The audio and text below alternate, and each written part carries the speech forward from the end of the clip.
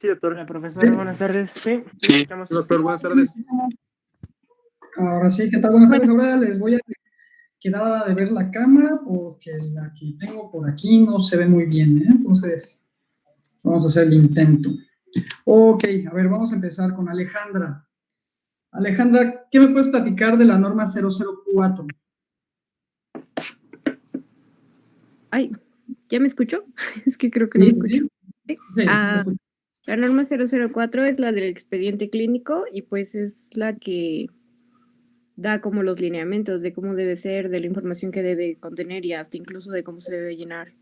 Y así. Ok, y con relación al laboratorio, ¿cómo puedes relacionar tú la norma 004 con el laboratorio clínico?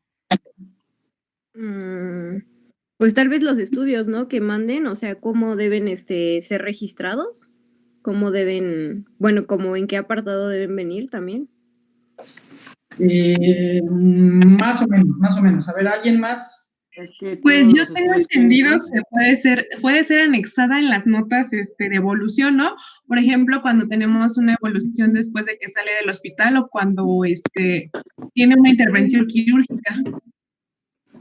Ok, sí, también. Pero a ver, por ejemplo, ¿o quién es? Oscar, a ver, Oscar.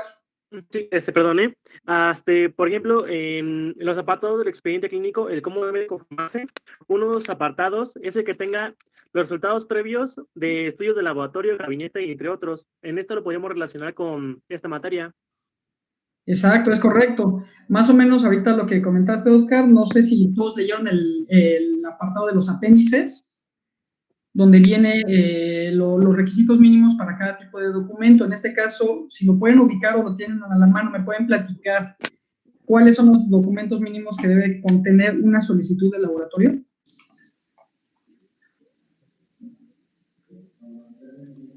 A ver, ¿a quién? A ver, Alexa Pimentel.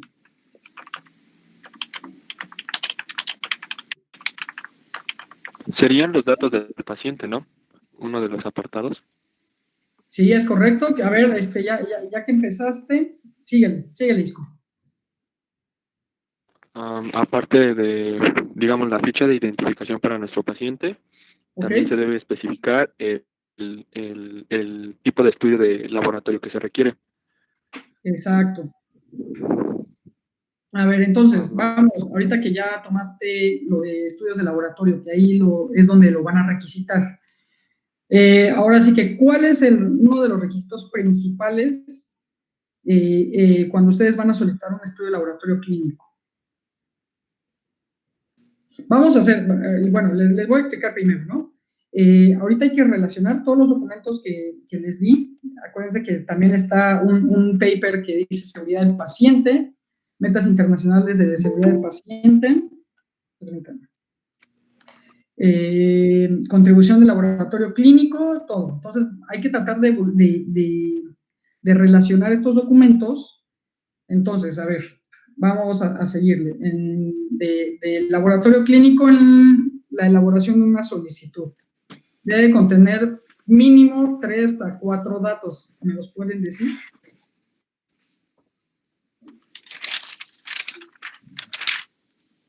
A ver, Alexa, ahora sí, te toca.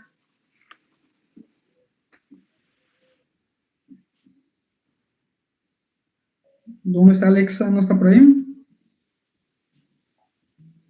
Estás muteada, Alexa.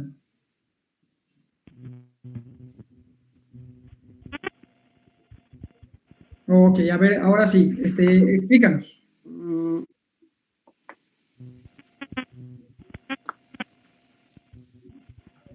Mira, creo que tienes problemas con tu micrófono, Alexa, se está cortando un poquito. Si quieres, cierra la aplicación y te vuelvas a unir para ver si con eso se soluciona. Mientras, le preguntamos a Alondra. A ver, Alondra. ¿Puede ser? Sería el nombre del paciente para identificar. Ok, sí, el primer es el nombre del paciente. Después, ¿qué seguiría? El tipo de estudio que se le va a solicitar. Ok, sí. ¿Qué otro dato? A ver, continúa. Número de cama, doctor, en caso de que haya. Exactamente, sí. Y... A ver, por ahí hay un micrófono abierto que está creando una retroalimentación, creo que era David, ya lo cerró. Ok, a ver, ahora sí continúen. ¿Podría también ser el probable diagnóstico por el cual se le maratorio? Exacto. Esto es muy importante porque recuerden, en el laboratorio clínico nosotros vamos a analizar muestras y debemos de realizar la correlación clínica. Si ustedes, por decir, ¿no? Un ejemplo, su interrogante aquí es para saber si alguna paciente del área de ginecología llega o puede tener anemia, por decir algo, ¿no?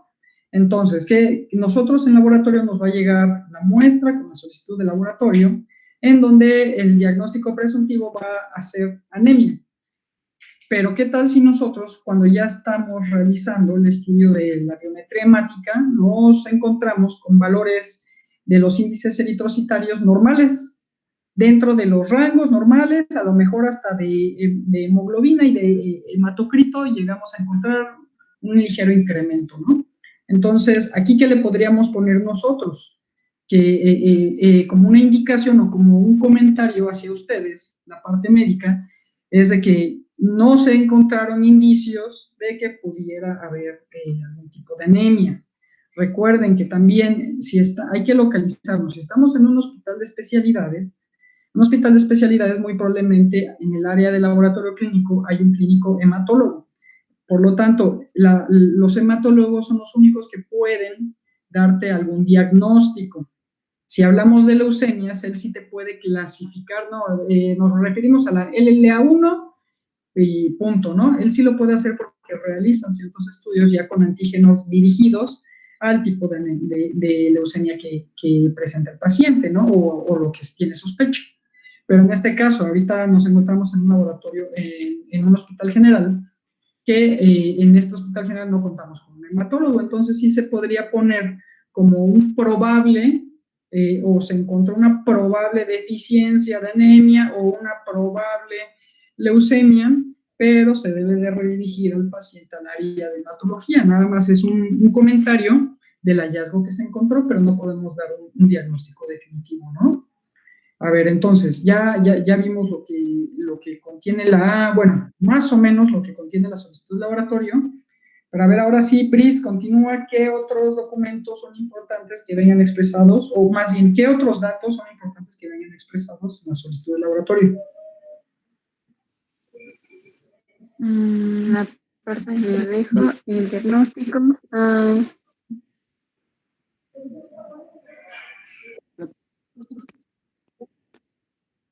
Sí. Es correcto, porque siempre los debe de solicitar y el paciente no puede realizar la solicitud por él mismo.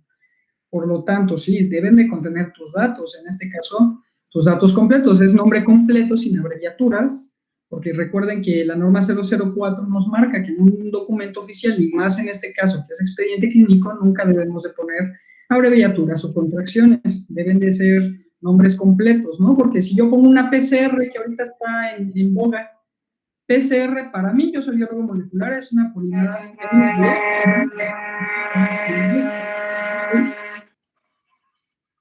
¿Ok? Pero también puede ser lo que es proteína C reactiva. Entonces, si ustedes envían PCR, aquí la interpretación, porque recuerden que realiza esta captura en laboratorio, por lo regular no es un químico, es una persona administrativa, alguna secretaria que está realizando la función de la captura. Entonces, en este caso sí es bien importante que hagan su petición, pero con el nombre completo del analito que ustedes quieren que les reportemos. ¿Qué otra cosa que están dejando por fuera? Es igual los valores de hemoglobina en una persona adulta mayor a un niño o a un recién nacido. No, doctor. Edad, exacto, edad y sexo. Sexo aquí también es muy importante. En algún momento yo me encontré aquí en el hospital con 2 camas, donde había en una cama una Alexis García López, por decir, y en la otra cama había una Alexis López García. En este caso, Alexis puede ser un hombre, tanto de hombre como de mujer. Por lo tanto, también es muy importante que contenga la solicitud de laboratorio lo que viene siendo el sexo del paciente. ¿Ok? Entonces, ¿qué otra cosa podría ser? Acuérdense que para cualquier solicitud de laboratorio se necesita que la hoja venga membretada de acuerdo a la institución de donde estamos laborando. Si es un laboratorio, ¿pueden bajar tantito por ahí el volumen? Ivana, por favor. Por ahí creo que hay una interferencia. Ándale, Ivana, muchas gracias.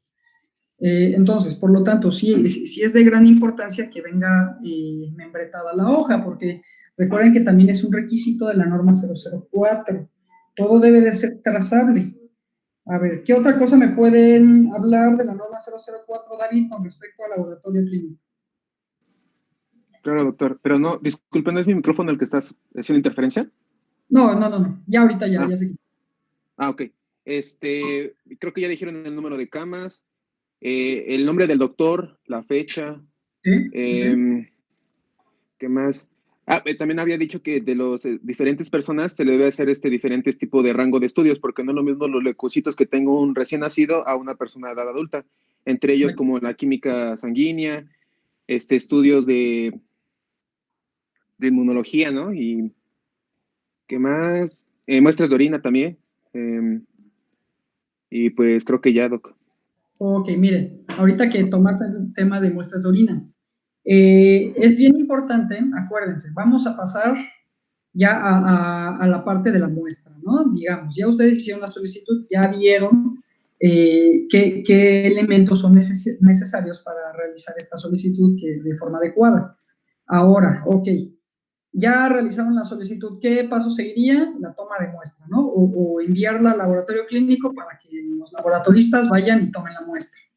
En este caso, hay que mencionar, y con lo que ahorita dijiste, David, las muestras. Es bien importante que, digamos, el laboratorio pasa al área de medicina interna. Pasa por lo regular entre 7 y 8 de la mañana. Por lo tanto, en el momento que está pasando el laboratorio clínico a tomar la muestra, nos percatamos que solicitan un estudio de examen general de orina, o a lo mejor, déjenme hacer un examen general de orina. Por lo tanto, este examen general de orina o este paciente, en este caso, contiene una sonda, ¿no?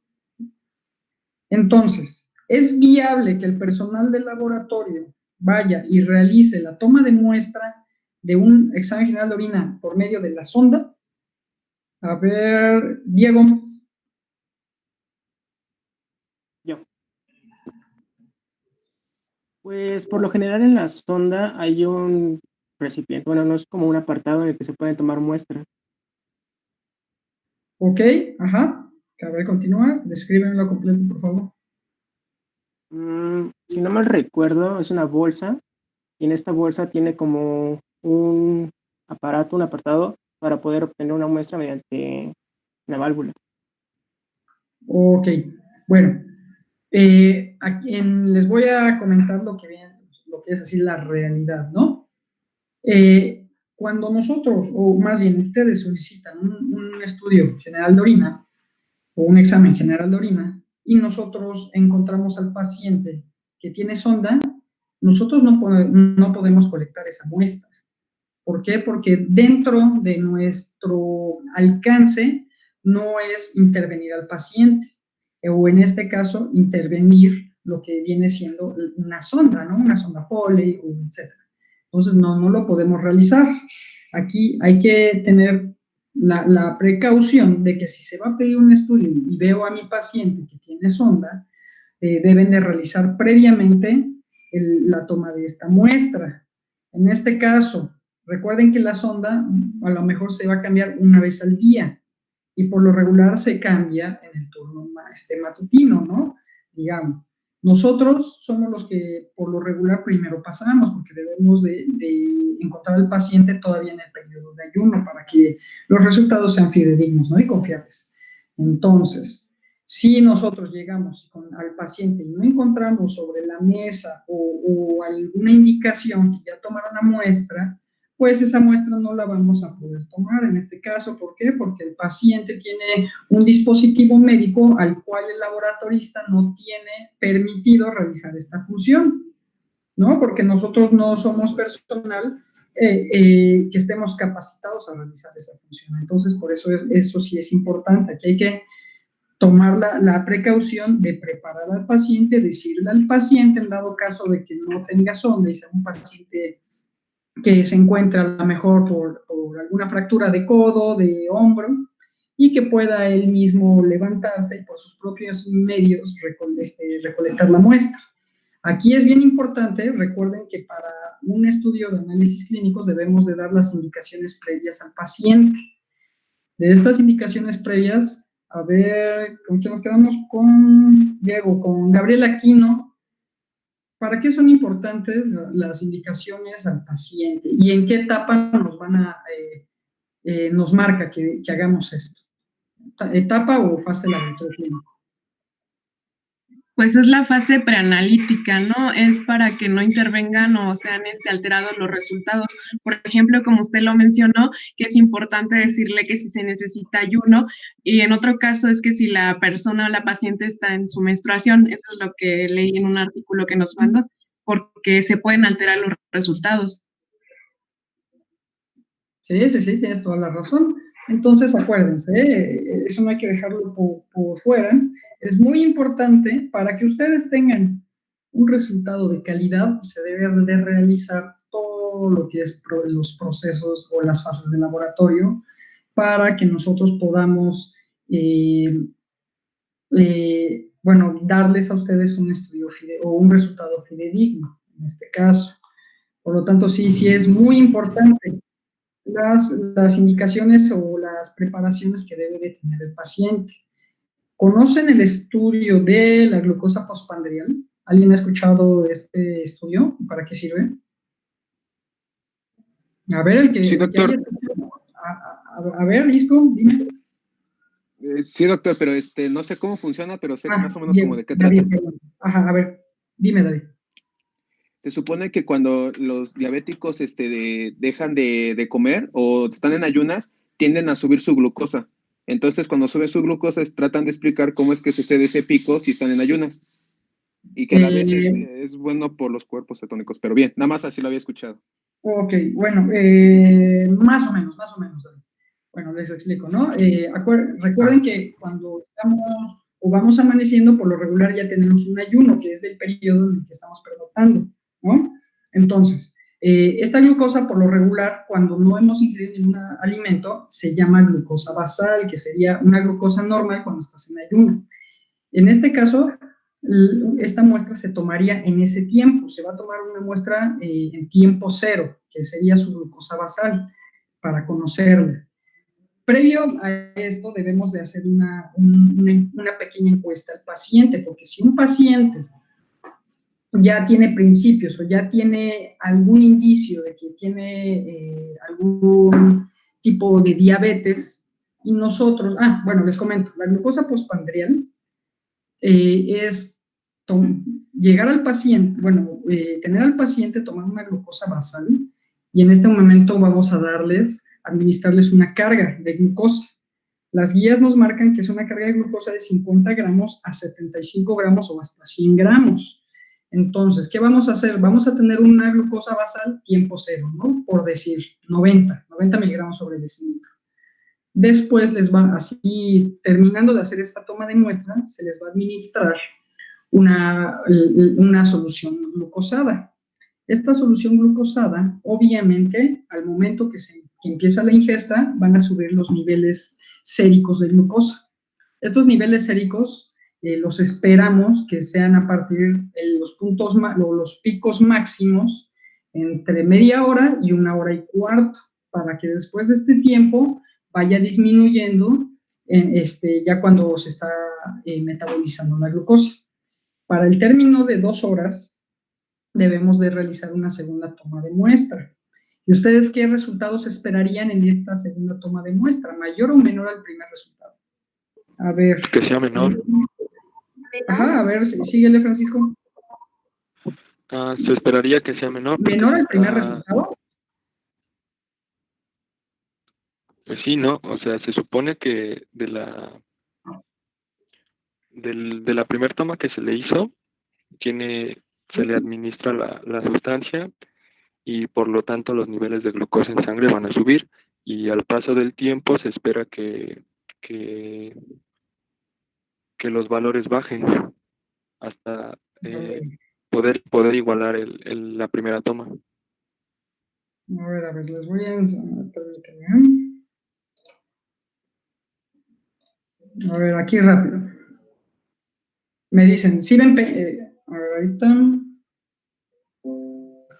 Abrir Paint, ¿sí lo pueden ver? Sí, lo podemos ver, doctor. Ok, a ver, vamos a hacer aquí rápido.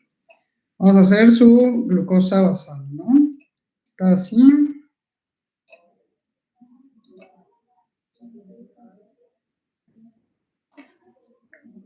Vamos a ver, aquí vamos a tener concentración. Y acá vamos a tener tiempo. Entonces, tiempo cero. Les va a dar, por decir algo, 80. 80 de glucosa, ¿no? Que esta sería que una glucosa normal, dentro de los límites, baja o alta. Dentro de los límites, ¿no? Normal. Dentro de los límites, exacto. Esa sería una glucosa muy normal. Normal. Ok. En este punto, ya sabemos que aquí, en este punto hay un resultado, el resultado número 1. Es una primera toma. Vamos a poner aquí en medio 1 hora y hasta acá 2 horas. Ok. Entonces, se realiza la toma en este punto. Vamos a administrar una solución de glucosa de 75 gramos. Por lo tanto, ¿cómo iría la curva? Va a haber un pico, ¿no? En la primera hora. Exacto, es un pico. Y en un resultado normal, ¿qué esperamos? Que vaya disminuyendo. Descienda, exactamente, a niveles normales, ¿no? Es lo que se espera. ¿Cómo creen que se vea esto en algún paciente ya con diabetes? El basal, el cero, va a ser muchísimo mayor. Ok, a lo mejor aquí puede tener 100, ¿no? Ok, aquí vamos a hacer una pausa. Un criterio de calidad para esta prueba es realizar primero una glucosa capilar. ¿Por qué es capilar? O medir esta glucosa que tenemos aquí, la que sería la basal, esta prueba, medirla en el momento. En el momento no es viable, por eso se realiza una glucosa capilar, eso es rápido, eso es inmediato. En el momento que tenemos una glucosa capilar menor a 120 miligramos, perdón, 100 miligramos sobre decilitro, podemos administrar la solución glucosada. Pero, ¿qué pasaría si la persona tiene 130 miligramos en la glucosa basal? Por ende, esta persona ya tiene un problema metabólico. Muy probablemente tiene algún tipo de diabetes. Aquí hay que descartar qué tipo de diabetes es. Si nosotros administramos en ese momento glucosa, esta persona va a entrar en un shock y muy probablemente va a caer en el área de terapia intensiva. Por lo tanto, aquí hay que tener esa precaución. Siempre, antes de realizar un estudio de glucosa postprandial, debemos de cerciorarnos que la glucosa basal no sea mayor a 120 miligramos sobre decilitro. Esto es una regla para no poner en riesgo la vida del paciente. En este tipo de estudios de glucosa postprandial, por lo regular, se firma un consentimiento informado, porque es un estudio que vamos a administrar una gran cantidad de glucosa, imagínense, son 75 gramos. De hecho, cuando tú le das un trago a esta solución, inmediatamente te empieza a dar sed porque es demasiada cantidad de azúcar ingerida en el lapso de 2-3 minutos. Entonces, eso es muy importante, recuerden, ¿no?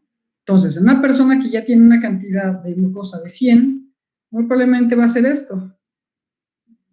Y a lo mejor al término de las 2 horas no se termina de estabilizar y sigue y va a dar esta tendencia. Esto ya sería un comportamiento patológico. Aquí lo que seguiría sería descartar, ¿no? ¿Qué tipo de diabetes se van a encontrar? ¿Tipo 1, tipo 2, resistencia a insulina o de qué tipo? ¿Ok? Pero bueno, ya nos salimos un poquito del tema, pero más o menos, sí, bueno, les comento, por eso sí es bien importante dar este tipo de indicaciones. Y otra cosa, aquí, ¿cuál sería la otra indicación que le darían al paciente tomando en cuenta la cantidad de horas?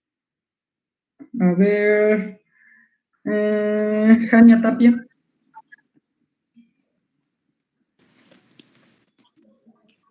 ¿Que haya ayuno? En primera, sí, que haya un ayuno y la disponibilidad del tiempo al paciente. Recuerden, porque este es un estudio que dura 2 horas. Debe de tener disponibilidad y se le debe de explicar al paciente que en este caso, este estudio, pues lleva algún nivel de precaución, ¿no? De que debemos de tomar. ¿Ok? Bueno, pero a ver, vamos a regresar al tema de las normas. Voy a quitar esta pantalla ya. Ok. Ahora sí, a ver. Oiga, doctor, una pregunta. Dime.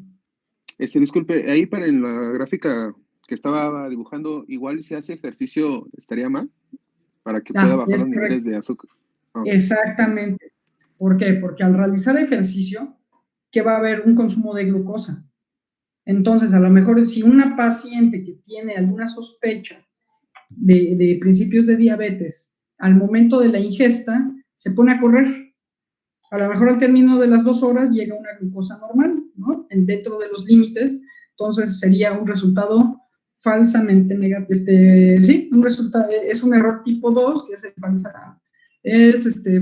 falsamente negativo. O sea, realmente es un positivo, tiene problemas del metabolismo, sin embargo, realizó un ejercicio que hubo un consumo de glucosa. Entonces, sí, una buena indicación aquí es decirle al paciente que se encuentre de una forma en reposo para tener buenos valores, ¿no? Pero a ver, ok, vamos, Sí, hay que retomar la norma 004. La parte final de la norma 004, ¿alguien lo vio? ¿Puede decir de qué se tratan estos apéndices?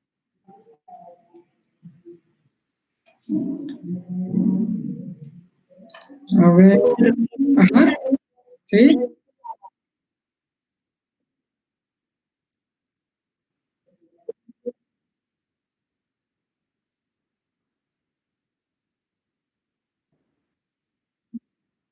Ajá,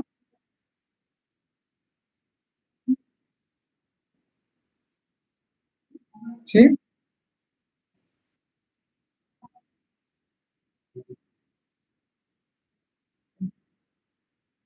Exacto.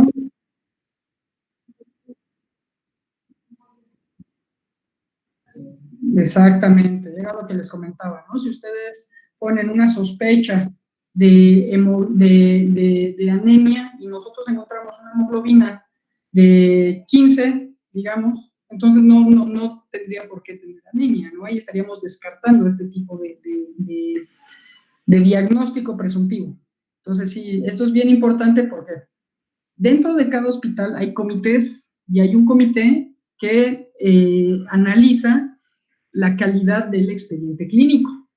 Por lo tanto, ¿qué pasaría si en estas revisiones el comité se encuentra que ustedes no dejaron nota médica o que no dejaron un resultado o que no mandaron a revisar unos estudios de laboratorio gabinete?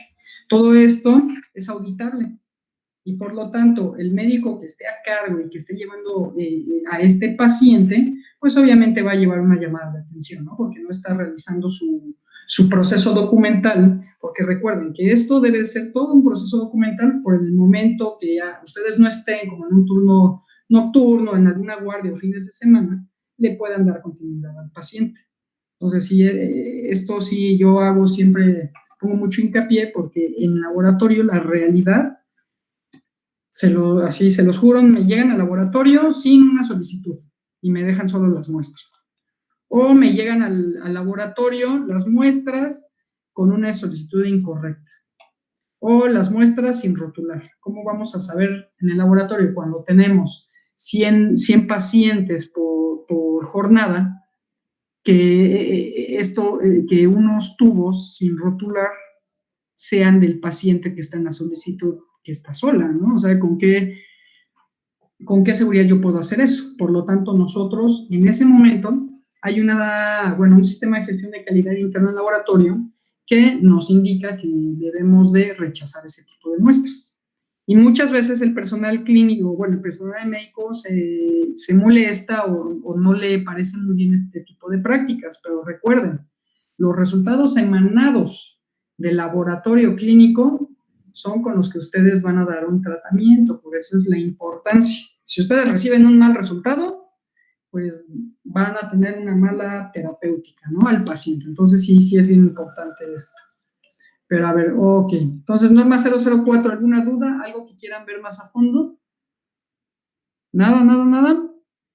Ok. A ver, entonces, ¿qué me pueden platicar de la 007? ¿Quién seguiría? ¿Jacqueline Hernández? Continúa, Jacqueline.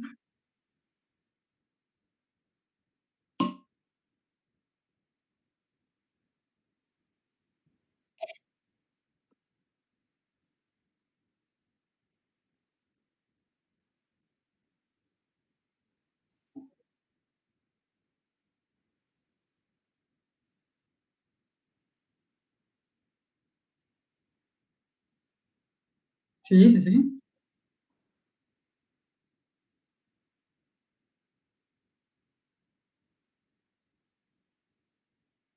Ok, y respecto a la disponibilidad, ¿de dónde toma esa información? La norma 007.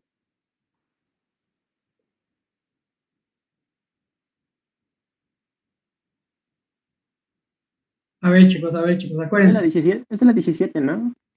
No, la 17 es de equipo de protección personal, que sí tiene relación. Pero es que dijo la 007. Sí, a ver. Vamos a levantar la mano porque estamos hablando todos al mismo tiempo y como hay un ligero delay, no alcanzo a ver quién está hablando, ¿no? Pero a ver, sí, la 007, vamos a lo que dijiste, Jackie. La 007 habla también de bioseguridad, ¿no? ¿Qué norma de las que ya les dejé y tuvieron que haber leído hace?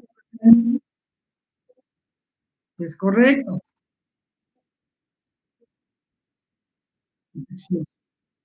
Infecciosos. Es correcto, sí. Recuerden que ahorita el ejercicio que vamos a hacer o que estamos haciendo es relacionar. Vamos a relacionar toda la lectura de todas las normas con lo que es laboratorio clínico, porque recuerden que todas van de la mano. No podemos tener una sin tomar en cuenta la otra norma.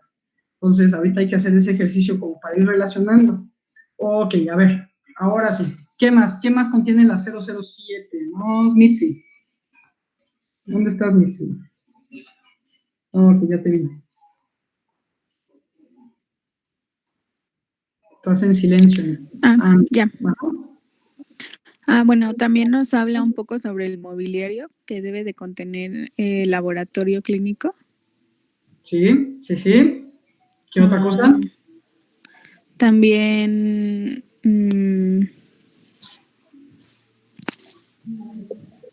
pues sí, o sea, cómo deben de estar acomodadas las disposiciones específicas. Sí. Y ¿qué más? El aseguramiento como de la calidad y también de la seguridad, no solamente del equipo, o sea, también como del personal. Exacto. Y bueno, también de la higiene. Y no recuerdo otra cosa. Ok, a ver. Doc, tengo una pregunta. A ver, dime, Iván. Justamente de lo que estaba platicando, no se preocupe, de lo que está diciendo mi compañera. Por ejemplo, también había visto que en los laboratorios se dividen por áreas. No sé si eso aplique para todos los hospitales o nada más los que son nivel 3. Por ejemplo, como área de parasitología, microbiología, virología, no sé, eso venía en la norma. ¿Pero sí se cumplen todos? Sí, vean. En esto, en la organización laboratorio, es importante. ¿Por qué? Porque hay dos tipos de laboratorio, comúnmente.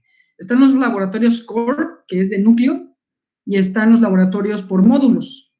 En este caso, la nueva tendencia administrativa nos comenta, nos dice que son mucho mejor, más productivos los laboratorios core. Esos no tienen divisiones, no hay cubículos. ¿Por qué? Porque estudiosos de la administración y del comportamiento de los recursos humanos, que es del personal del laboratorio, han encontrado que al momento de estar compartidos y tener muchos módulos, no hay buena comunicación entre los integrantes del laboratorio. Entonces, cada uno se cierra y, por lo tanto, muchas veces se dan grupitos.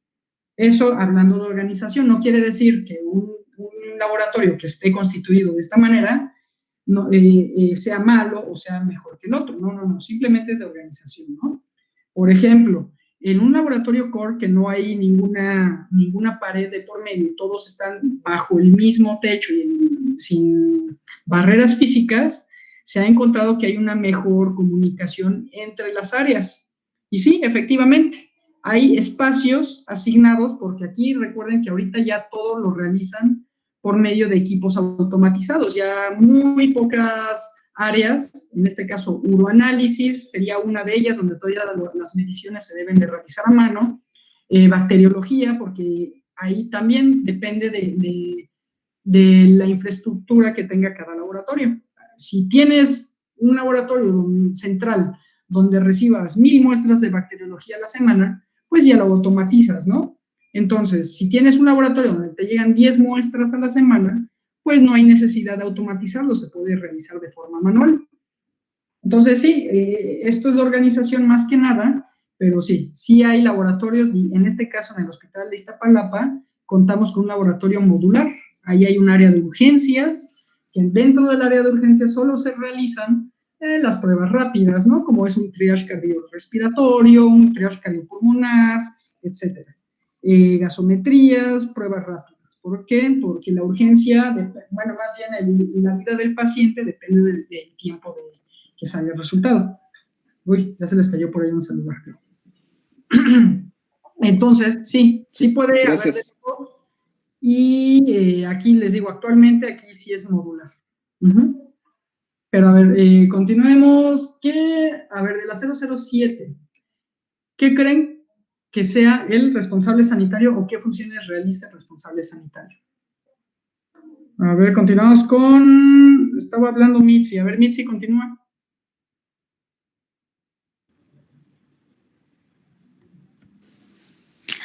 Bueno, pues, por ejemplo, vigilar que no solamente lo administrativo, o sea, sino también, por ejemplo, las tomas de muestra, que tengan todos los datos, y que que no me acuerdo cómo decía, o sea, pues sí, o sea, es que vigilar como todo, ¿no? O sea, no nada más las muestras, sino los objetos que hay en el laboratorio, es que no me acuerdo cómo decía. Sí, exacto, es el responsable de la administración, ¿no? Tanto de los recursos financieros, capitales, humanos, etc. También, como responsables del laboratorio, debemos siempre de procurar estar a la vanguardia. También, porque el responsable no es el que se mete, por lo regular no es el que se mete a procesar muestras, ¿no? Sino que está en la parte administrativa. Entonces, en este caso, él va a crear campañas con el personal para que todos los métodos estén elaborando periódicamente o revisando periódicamente, siempre para estar a la vanguardia. Porque recuerden que si hay un método nuevo y a lo mejor este método nos va a evitar un uso excesivo de reactivos, pues es al que debemos de ir, ¿no? O a lo mejor nos va a presentar un resultado mucho más, con más especificidad y exactitud. Por lo tanto, sí, esa es responsabilidad también del responsable sanitario, siempre tener el laboratorio a la vanguardia. Ok, bueno, gracias, Mitzi. Vamos con Oscar. ¿Qué me puedes hablar, Oscar? ¿O qué relación tiene la norma 087 con laboratorio clínico? Más que nada para dejar los recursos, como puede ser como los objetos que se han utilizado para realizar las pruebas, las jeringas, como el manejo de todos estos instrumentos, utensilios también, que se han utilizado para llevar a cabo estas ciertas pruebas, ¿no? Para también vigilar y mantener el buen pues funcionamiento y el buen manejo de todas estas muestras dentro y fuera del establecimiento. Exacto. Principalmente habla de la bioseguridad, ¿no? Sí. Todos estos, pues, materiales que pueden Sí. ser infecciosos y pueden ser peligrosos tanto para la población en general como para los que laboran en el laboratorio y el personal médico. Exacto, tomaste un punto esencial, Iván. ¿Por qué? Porque aquí recuerden, en el laboratorio siempre en una unidad clínica, hospital primero, segundo, tercer grado, centro de salud, todos nosotros trabajadores de la salud siempre vamos a tener un riesgo. Pero aquí tomaste algo muy, muy importante, ¿no? La sociedad. Porque recuerden que nosotros en laboratorio tenemos muchas cosas patológicas, muchas muestras patológicas, y esas muestras, ¿cómo se van a desechar?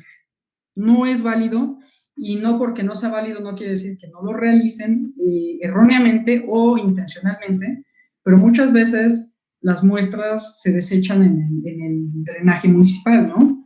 O digamos una gasa empapada de sangre que provino de algún procedimiento clínico que se desecha en la basura municipal. En este caso, obviamente, la basura municipal es recogida por personal de limpieza, personal de servicios generales, y nosotros estaríamos poniéndolos en riesgo, en algo que ellos no lo deberían de tener. Bueno, tiene su riesgo, pero no a este tipo de desechos, porque son emanados de un hospital, ¿no? Entonces, estos desechos siempre van a tener un tratamiento especial. Todo lo que es RPBI, es bien importante que lo sepan, debe de cumplir ciertas especificaciones. Por decir, ustedes tienen una gasita, y si la gasita tiene 1 o 2 gotas de sangre, ¿dónde creen que se deba de tirar? ¿En la basura municipal o en una bolsa roja de RPBI? Pues si no está empapada. Ok, en la basura municipal, ¿no? ¿Todos están de acuerdo? Sí. Ok. No, según yo lleva bolsa roja, ¿no? Ya no entra con basura municipal.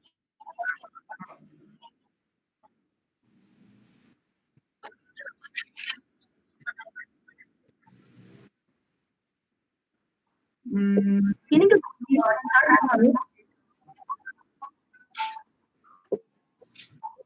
criterio, ¿no?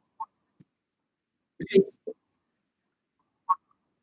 Exactamente. ¿Quién me puede decir qué porcentaje de sangre debe tener en área, digamos, en área, ¿no? De que esté empapado, para poderlo tirar. ¿Quién está levantando por ahí la mano? ¿Quién? Si no me voy a la lista. A ver, Vanessa, que no se ve.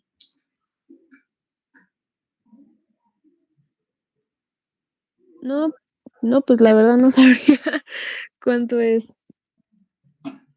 ¿Y no lo menciona la norma? ¿Alguien me puede decir?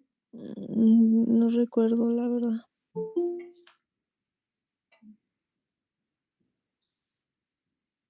¿Javier Santos pertenece al grupo? Sí. Sí, doctor. Ok, va que va. No, entonces no me pueden decir.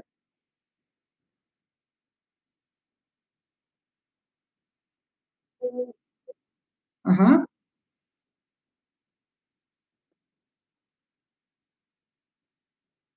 Bueno, aquí depende mucho de la referencia, ¿no? Porque aquí la norma sí nos lo deja como un poco al aire, un poco subjetivo, pero realmente cuando esté una gasa o cualquier utensilio mayor al 50% empapado de algún líquido biológico o sangre, es cuando se va a desechar en bolsa roja. Digamos, si ustedes recolectan un líquido de diálisis para conteo celular en una jeringa de 20, y yo en el laboratorio solo utilizo 3 mililitros, me sobran 17 mililitros de líquido de diálisis peritoneal dentro de la jeringa, ¿no? Entonces, en este caso, en primero la aguja, ¿en qué tipo de contenedor se debe de desechar? ¿Alguien me puede decir? A ver, Vanessa, sigue. Un recipiente rígido de polipropileno. Exactamente, es correcto. Entonces, primero la aguja ahí, y luego la jeringa ya con el restante del líquido de diálisis peritoneal, o en qué tipo de bolsa se debe desechar. A ver, Su Vega. Debe ser en un recipiente hermético, ¿no? Que es líquido. Sí, Alexa, tienes toda la razón, porque hay líquido, puede haber derrames, si yo lo pongo en una bolsa y paso sobre alguna mesa que tenga alguna rebaba o está afilada y haga un daño, se va a chorrear, ¿no? Entonces sí, hay recipientes de color rojo específicos para punzocortantes y hay otros recipientes color rojo específicos para líquidos. Entonces sí, efectivamente se desecharía el restante del líquido al recipiente de color rojo específico de líquidos. ¿Y la jeringa dónde creen que se va a desechar? ¿Quién me puede ayudar ahí? Vamos otra vez o a ver, ¿quién acaba de llegar? Javier.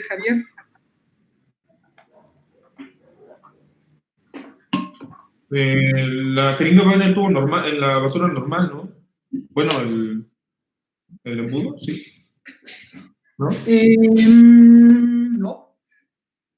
A ver, vamos a ubicarnos. ¿Qué pasaría si nosotros una jeringa de algún procedimiento la dejamos en la basura normal y llega a manos de alguna persona adicta? Ah, la jeringa. La punta de metal. No, la punta de metal, es que creo que también no había sido. Mira, la punta de metal ya habíamos comentado de que se va al recipiente de punzocortantes, ¿no? En este caso es de color rojo. Es uno especial para punzocortantes. Pero todavía me sobraban 17 mililitros de líquido de diálisis peritoneal. Entonces, el líquido lo vamos a desechar en un igual recipiente de color rojo específico para líquido. Y ahora solo nos queda lo que es el plástico de la jeringa. Pues se envuelve en el mismo sobre de la jeringa y se tira en la municipal, según yo, porque pues ya no tiene residuo. Sí, pero volvemos al mismo punto. Esta basura municipal llega a las manos de una persona adicta. No es cierto. Sí, entonces, no. Entonces, en este caso, va a una bolsa roja. ¿Por qué? Porque es un desecho que tuvo contacto con una muestra biológica, probablemente infecciosa. Aquí sí es bien importante porque todo lo que es un RPDI de destino final viene la incineración. Se van en hornos que tienen, no sé, 600, 700 grados y se incinera, tanto punzocortante y todo. Ustedes van a decir, bueno, pero ¿de qué sirve de que yo lo separe? Pues ahí viene la cuestión. Para nosotros desechar este tipo de desechos, vienen empresas, no lo puede realizar el hospital, son empresas privadas, que en este caso son especializadas en este tipo de desechos. ¿Por qué? En dado caso deben de desactivarlo antes de tirarlo, ¿no? O antes de meterlo a incinerar. Porque ¿qué tal si en una jeringa, por error, yo metí algún tipo de inflamante y lo meto al incinerador? Puedo causar una explosión adentro. Entonces, primero se debe desactivar. A ver, si ustedes hacen algún procedimiento quirúrgico y hay alguna extremidad o algo que deban de cortar al paciente, en este caso amputar, ¿dónde iría o en qué color de bolsa iría este tipo de desecho? Que ya es ahora sí que es una extremidad de algún paciente. ¿Bolsa amarilla? Una bolsa amarilla. Exacto, una bolsa amarilla. Amarilla, ¿por qué? Porque la amarilla también esas van directamente al incinerador, ahí no debemos de desactivar, ¿no? Pero recuerden que también ese es un indicador de lo amarillo porque debemos de tener un mejor control, porque todo lo que vaya en las bolsas amarillas es algún resto anatómico patológico. Entonces también hay que tener en cuenta este tipo de desechos, ¿ok? A ver, vamos a ver qué otra cosa. Si nosotros realizamos un urocultivo, se va a sembrar en unas cajitas Petri, con a lo mejor algún gel agarosa, etcétera, ¿no? ¿Dónde creen que vayan todo este tipo de desechos ya una vez de que se realizó el estudio? En bolsas rojas. Bolsa roja. ¿En una bolsa roja? Exactamente, en una bolsa roja. Pero esta bolsa roja, ¿qué o cómo la debemos de identificar? ¿Bolsas de polietileno? Sí, es tu bolsa de polietileno. Recuerden que todas las bolsas de polietileno, aunque, bueno, ok, me regreso un poquito. Sí es una bolsa, pero ¿qué signo, qué tipo de identificación debe tener esta bolsa? Biológico infeccioso. Exactamente. ¿Y si conocen el signo de biohazard o de peligro biológico infeccioso? ¿Sí lo ubican todos? Precisamente sí. Es un signo que si nos vamos a me parece, esto no, ahora sí que dúdenlo, creo que es la 053 de Secretaría de Trabajo o de Semarnat, donde nos indica cómo desechar todo o cómo transportar todos los residuos peligrosos, que deben de ir identificados, deben de contener cuánto pesa, si es un resto anatómico, debe contener el peso, qué piezas está desechando, a lo mejor puede ser un pie, un brazo, etcétera, ¿no? O a lo mejor algún feto, etcétera. Entonces, debe de contener la indicación, qué es lo que se está desechando, la fecha, el peso y quién lo está desechando. ¿Por qué? Porque todo esto debe ser trazable. La empresa va a llegar y te va a decir, ok, yo voy a retirar de tus biológicos infecciosos 100 kilos. Por lo tanto, esos 100 kilos tienen un costo que se debe de facturar y se le da a la empresa, ¿no? Porque todos estos documentos se deben entregar pues, a las autoridades correspondientes. Pero bueno, entonces, ¿tienen algo de duda respecto a los RPDIs? ¿No? ¿Todo claro? Sí, va que va. Ok. Ahora, ¿qué me pueden decir acerca de la seguridad del paciente? A ver, Alejandra Telles, otra vez, vamos a inicio.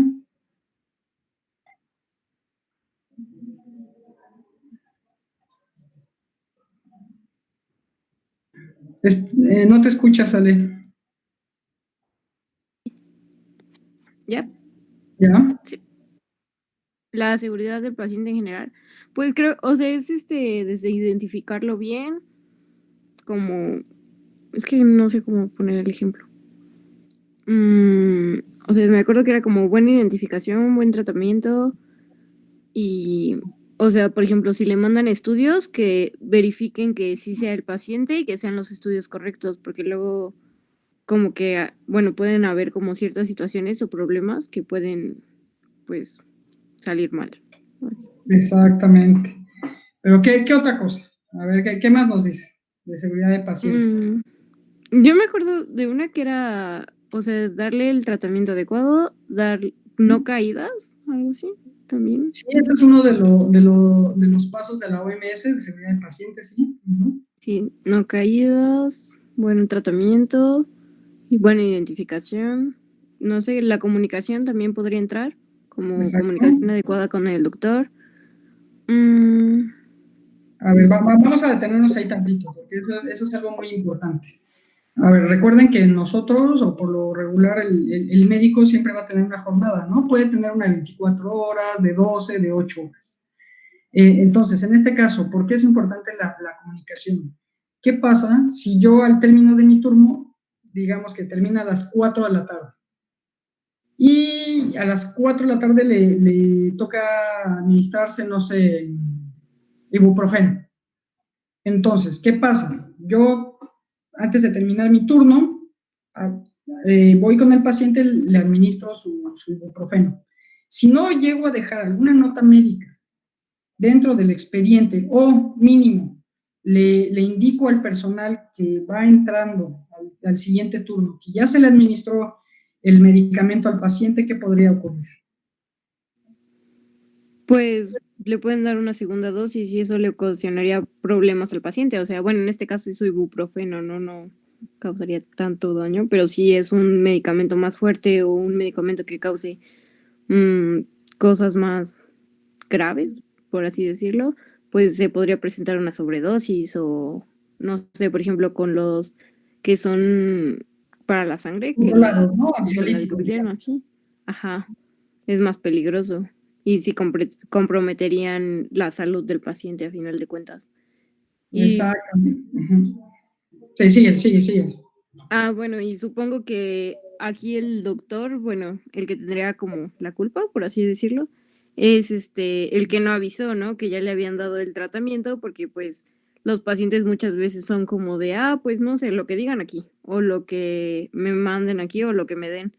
Entonces ya sería como más a cargo de lo que no dejaron nota de que ya se le había dado administrado el medicamento. Exacto. También aquí tomaste un punto importante, el paciente. Mira, así como dices, el paciente a lo mejor no va a tener mucho conocimiento de lo que se le está realizando, pero ustedes como médicos siempre deben de comunicarle al paciente todo procedimiento previo a realizarlo. También una administración se le debe de dar conocimiento al paciente para decirle, oh, mira, te voy a administrar tu dosis de las 4 de la tarde de ibuprofeno, ¿no? O ketorolaco, etc. Para que él también, a su vez, en el momento que si llega otra persona que le va a llegar a administrar el mismo medicamento, también él nos puede ayudar, ¿no? ¿Sabe qué, señorita? Ya me lo administraron. A lo mejor no encontraron la nota, no dejaron la anotación, pero también el paciente te puede, en este caso, aportar, ¿no? Aportar para que no ocurra este tipo de dobles dosis, que pues realmente sí es común. No debería de ser, es una mala práctica, pero sí, esto es por falta de comunicación. Ok, pero a ver, ya nos saltamos un poquito. Esto, comunicación efectiva, ¿qué punto es de las metas internacionales de seguridad? El segundo. ¿No? Ajá, la segunda, primer perdón, la segunda. punto, primer punto es identificación inequívoca del paciente, ¿no? ¿Ya vieron todo en esta tablita que les mandé de línea? ¿Sí vieron esa presentación? Sí. Ok. Entonces, aquí, ahora sí que sí alcanzan o visualizaron que siempre viene como una flechita, donde está la norma y como espinas de esta flechita o como, bueno, sí, como otras flechitas que están arriba con cuadros y en la parte de abajo son todas las áreas que pueden implicar o pueden ayudar o empeorar la identificación, ¿no? Nos pueden ayudar o hacer lo contrario. Entonces, este tipo de diagramas se llama PES de Ishikawa. ¿Por qué? Porque tú en horizontal vas a poner a lo que tú quieres llegar o el problema que tú estás resolviendo.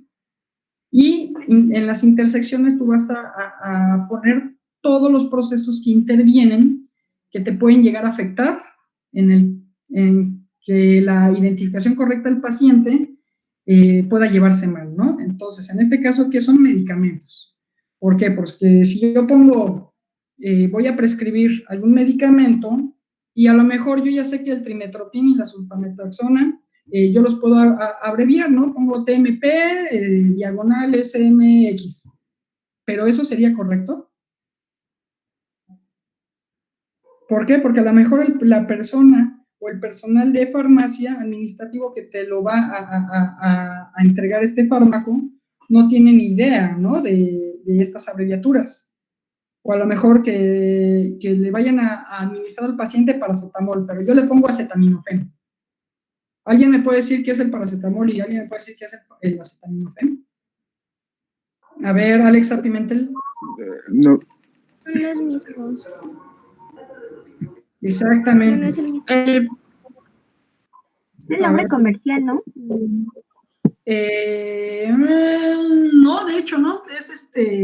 Es como, es un sinónimo realmente, porque el acetaminofén, paracetamol, pues no es nombre comercial. Yo puedo encontrar el paracetamol como Sedalmerc. El Sedalmerc es paracetamol, 500 miligramos con 30 miligramos de cafeína, si no mal me equivoco. Entonces, ese sería el nombre comercial. Recuerden, aquí siempre vamos a utilizar nombres genéricos o el nombre del principio activo, que sería lo más elocuente. ¿Ok? Bien, a ver, vamos a ver. Vámonos al paso número 3, la seguridad de los medicamentos de alto riesgo. ¿Quién me puede hablar un poco de este punto? O a ver, vamos a seguir con la lista. A ver, Alondra CR.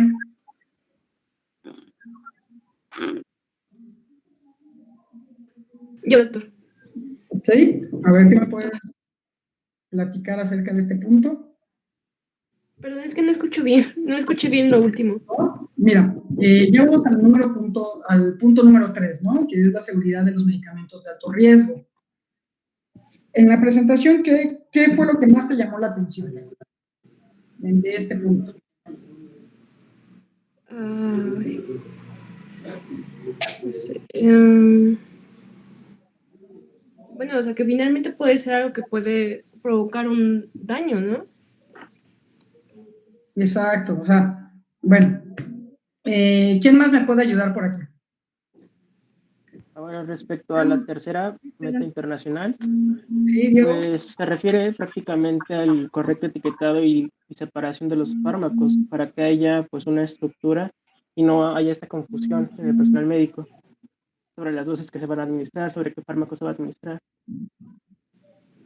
Exacto, pero, ok, también, o sea, está bien lo que dijiste, ¿no? La identificación y el etiquetado, pero también está la administración, está la doble verificación, la preparación, y también, obviamente, bueno, ya se los dije, ¿no? La administración. ¿Por qué? Porque si yo pongo una epinefrina, ¿qué tal si no leí bien las instrucciones o mi PLM de cómo se debe de diluir la epinefrina y se la pongo directa, intravenosa, pues me va a provocar un rash en todo el paciente, ¿no? A lo mejor hasta una taquicardia y muy probablemente hasta un paro cardíaco. ¿Pero por qué? Porque la epinefrina se debe de diluir y se debe de pasar en determinado tiempo. Desconozco la verdad cuál es el tiempo, pero debemos de ver la preparación del medicamento. Porque ¿qué tal si es a lo mejor un soluble liofilizado que lo tenga que diluir en 10 mililitros, pero yo no leí y tomé una jeringa de 5 mililitros y con eso la diluyo? Por lo tanto, no se va a alcanzar a resuspender todo el liofilizado, ¿no? Y vamos a contar con partículas. Y recuerden que hay una norma que nos dice que todo medicamento inyectable debe de cumplir con un cierto número máximo de partículas solubles, o en este caso de tamaños. Aquí lo estaríamos incumpliendo y muy probablemente podríamos hacer algún daño al paciente. Entonces, también esa parte entra, la preparación, la identificación. Y a ver, ahí hay un punto que nos marca que se llama doble verificación. A ver, Brice, ¿me puedes decir qué crees que sea la doble verificación?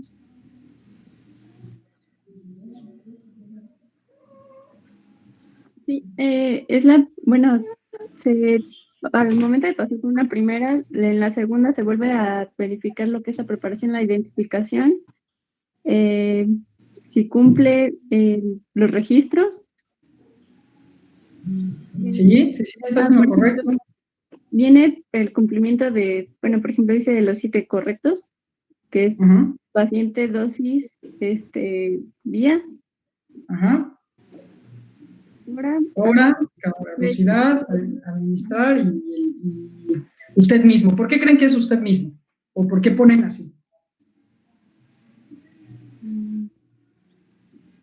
Bueno, para también involucrar un poco al paciente, ¿no? Sí, también, pero a ver, estamos hablando así como de algún medio. ¿Sería de los pacientes que se administran insulina, que se administran su propia insulina?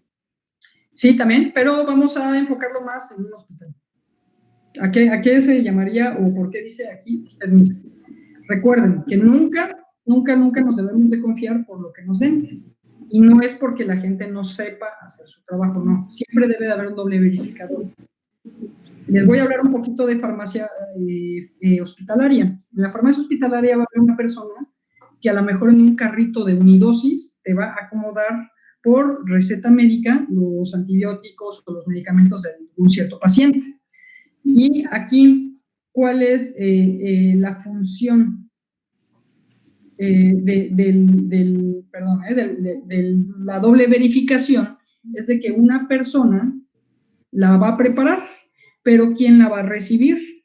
Muy probablemente el que va a administrar, ¿no? O a lo mejor esta persona que va a recibir es la que va a administrarle a determinado número de pacientes. Entonces, a su vez, ella debe de verificar que realmente lo que le estén entregando sea lo que viene indicado en la receta. Y si esta misma persona es la que va a administrar, pues bueno, ya hizo esta segunda verificación. Pero ¿qué tal si ella nada más es encargada de subir el carrito de unidosis al área hospitalaria? Entonces, el personal que va a administrar, en este caso a lo mejor o más común es enfermería, debe de realizar otra vez la verificación de lo que está recibiendo, es lo que se le va a administrar en las dosis y en la forma correcta, ¿no? ¿Por qué? Porque les digo, un caso, en los medicamentos que vienen ya en algún vial o en alguna ampolleta, lo primerito que debemos de verificar, ¿qué creen que sea? A ver, David. Perdón, ¿en los qué, perdón, doctor? Si tú vas a poner alguna solución intramuscular, bueno, vía parenteral, ¿no? Para generalizar. Y te doy una ampolleta. ¿Qué debes de verificar primero en esta ampolleta? La caducidad y que esté en buen estado. Exacto. Que esté intacto ahora sí que el frasquito o el medicamento. Ok. Y si hablamos de una vacuna que tenga algún anticuerpo monoclonal. Pues tengo que checar que lo saquen de una, se me fue el nombre, pero es una caja, doctor, para que esté intacto, no sé, a buena temperatura. Exacto, una hielera, ¿no? Exacto. Ajá, perdón. Ajá. Sí. Esto lo podemos encontrar en cada caja de cada medicamento. Ahí te vienen las condiciones de almacenaje y de temperatura, ¿no? Que hasta te dice almacenarlo en un lugar fresco y seco. O muchos vienen, almacénelo en la parte baja del refrigerador. En caso de vacunas, siempre va a ser refrigeración. Siempre, porque ahí estamos hablando de anticuerpos. Entonces, hay que verificar que todo esto se cumpla, porque está en nuestra responsabilidad al administrar. También, ok, si estamos hablando de un líquido, que el líquido como sea.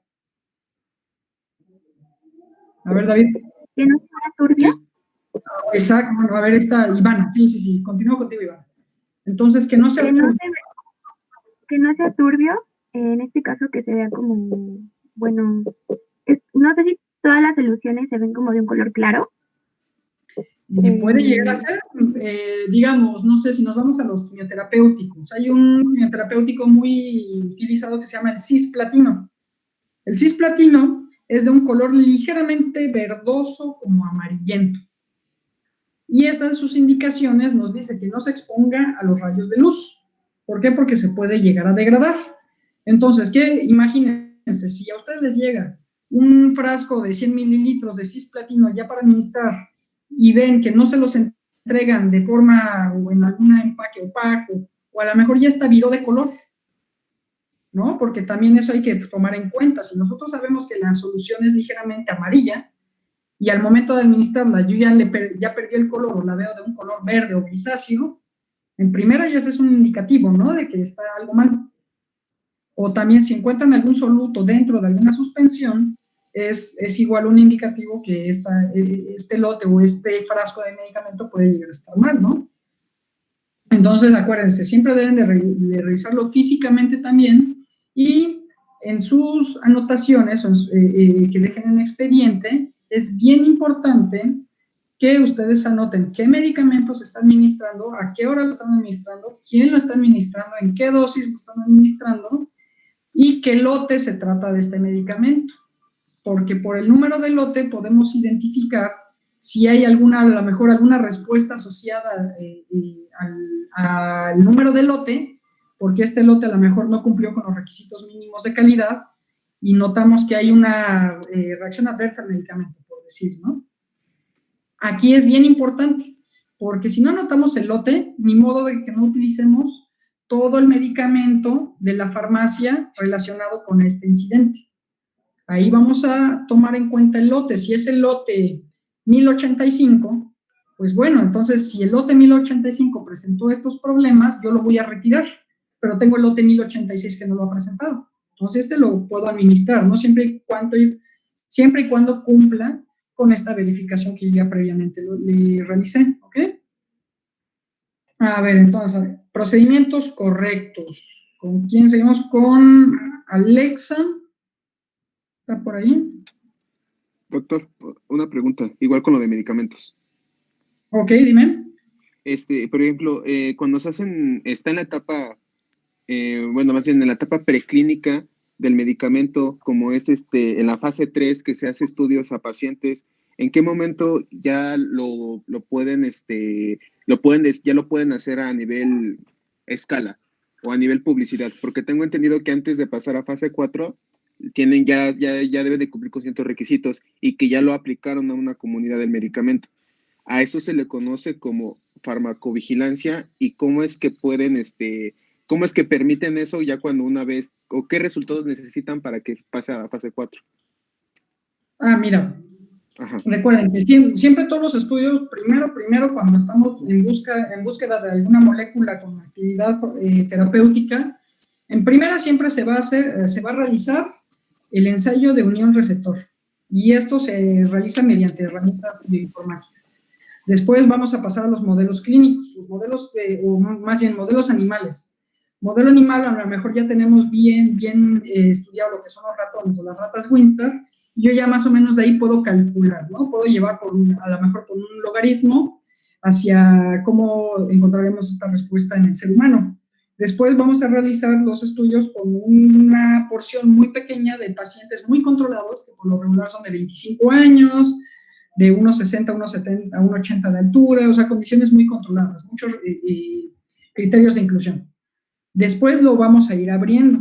Ya cuando sabemos que es seguro en población normal y no encontramos ningún tipo de reacción que pudiera dañar fuera de los parámetros o fuera del riesgo que ya está marcado al paciente, pues ya se empieza a incluir en primera paciente de mayor rango de edad, ¿no? Entre adultos mayores o más jóvenes.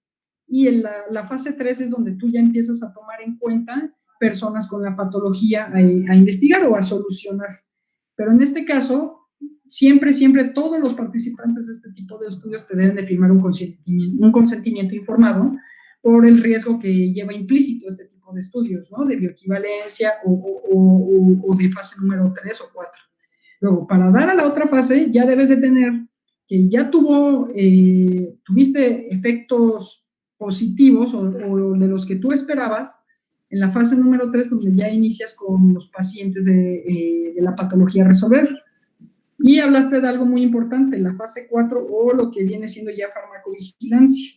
Recuerden que todas las fases anteriores se realizan en laboratorios y con unos métodos de inclusión muy cerrados. Pero ¿qué pasa ya cuando sale a público normal?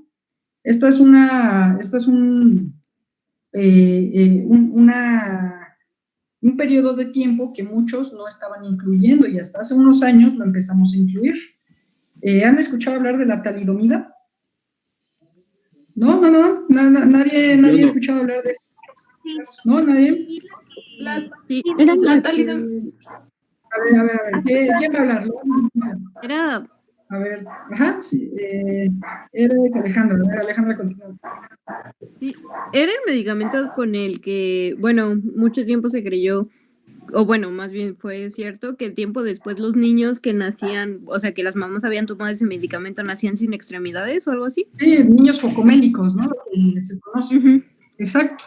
Precisamente este estudio no se dieron cuenta que existía un enantiómero. Un enantiómero es exactamente la misma molécula, pero vista en espejo. Es como si ustedes pusieran sus dos manos juntas al aplaudir.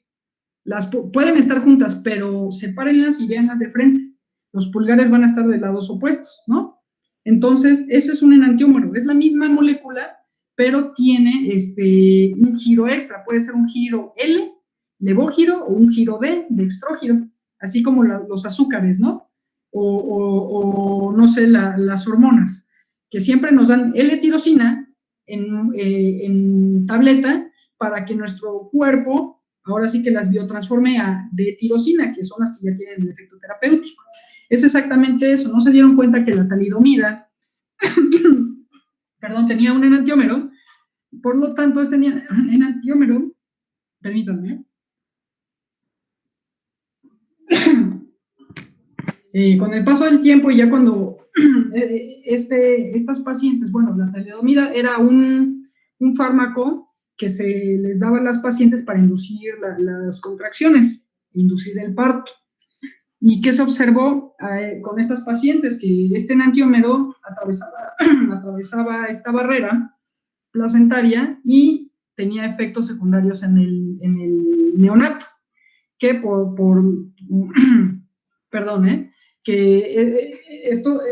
este efecto era que presentaban las extremidades malformaciones en extremidades por lo regular, que en este caso se llaman niños focomélicos. Esto fue lo que encontraron. Por lo tanto, desde aquella ocasión, que son los 1964, si no mal recuerdo, fue cuando sale esta primera nota. Y entonces todo este medicamento que tenía apenas como 5 o 10 años que se estaba utilizando y que tenía buenos resultados, fue retirado del mercado. Después de eso, se han visto, y no sé si todos han escuchado, que muchos, cuando se vacunan contra la influenza, pasan por un periodo febril. ¿Sí lo han escuchado esto? Precisamente puede llegar a ser eso. La vacuna de la influenza en un inicio era con virus atenuados. Entonces, a lo mejor uno de estos virus no le habían quitado toda esta información genética de forma completa, por lo tanto llegaba a presentar problemas. Y eso ahí es donde hace hincapié la farmacovigilancia, que una vez que sale al mercado, debe descontinuarse el estudio farmacéutico. En este caso, estos estudios farmacéuticos pues ya cuestan dinero, ¿no? Y obviamente la farmacéutica lo menos que quiere ya es invertir y es recuperar inversión. Y por lo regular, este trabajo se lo dejan a los profesionales de la salud. Y esto es bien importante porque, a ver, el metronidazol, ¿qué efecto secundario o qué efecto adverso tiene el metronidazol? ¿Alguien me lo puede decir?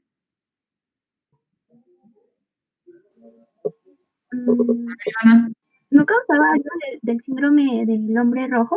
¿No era eso, verdad?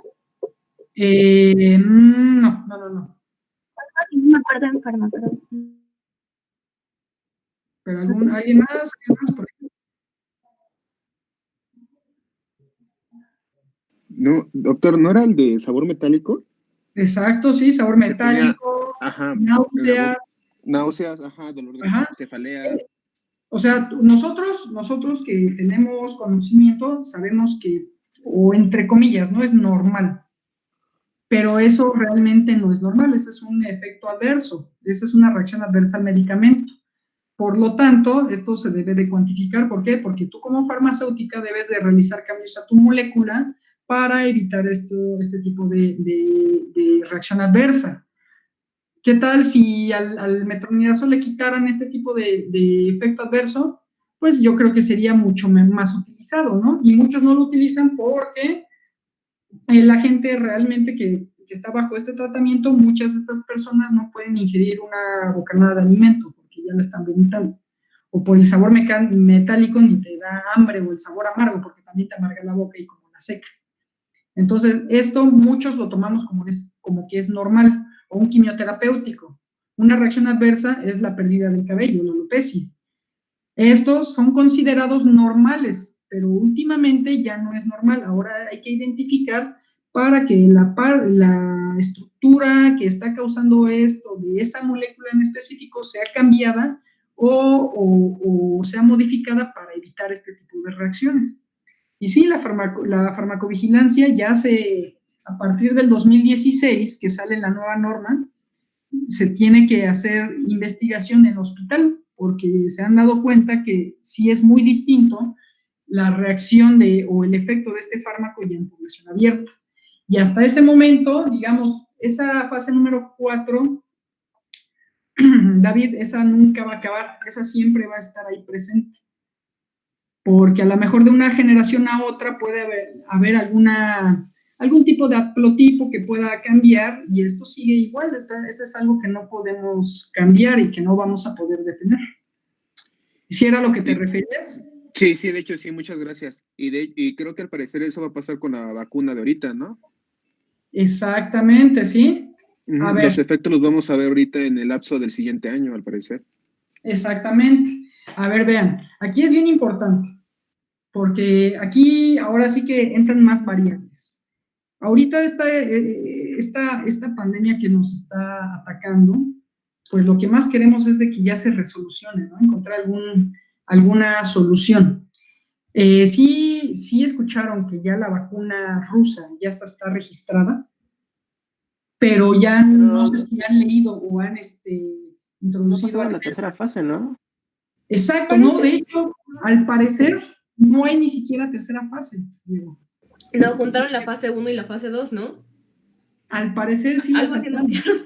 Sí, ¿no? Y es real, o sea, esto es algo que, digamos, tú haces un estudio de riesgo y a lo mejor dices, no, yo pues corro más riesgo tener a la población sin vacuna que inocularla y ver qué espera, ¿no? O sea, ese es ahora sí que es un estudio, un análisis de riesgo que ellos de seguro tienen elaborado y que tomaron esa decisión de ya registrarla sin la documentación previa, ¿no?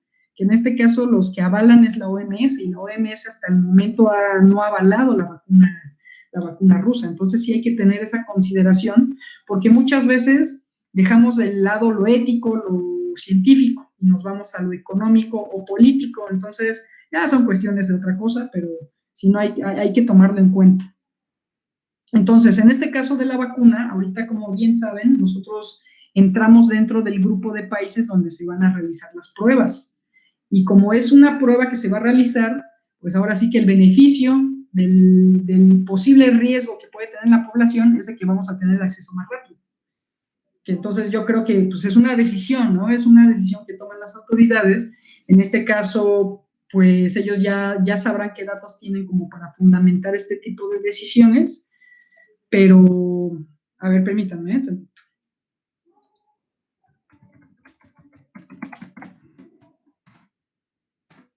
Ahora sí, entonces este tipo de decisiones sí hay que tomar en cuenta que muchas veces también se toman por manera económica o política, ¿no?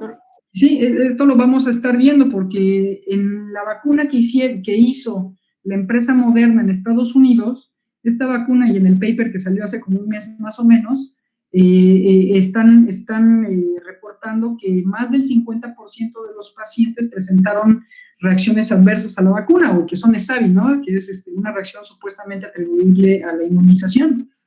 Entonces, yo creo que en este caso tenemos o corrimos la suerte que se hizo el convenio con Oxford y AstraZeneca. Ellos, en su paper donde sacaron sus estudios previos de la vacuna, sí encontraron, obviamente, pero no me crean, pero más o menos como un 20% de los participantes, que en este caso, pues, 2 de cada 10, yo creo que yo me iría más por esa vacuna si me dan a escoger. Pero aún así, si no te dan a escoger, aquí la pregunta es, ¿ustedes se vacunarían sabiendo que existe ese riesgo? A ver, ¿quién levanta la mano? ¿Quién sí se vacunaría sabiendo del riesgo? ¿Nadie? Yo tengo una duda. 2 de 10 yo sí, la verdad. Ya. Pero la primera, vamos a la primera. A la de... Pero esa vacuna es la de 5 de Chadox, 10, la de Oxford. 50, ¿no?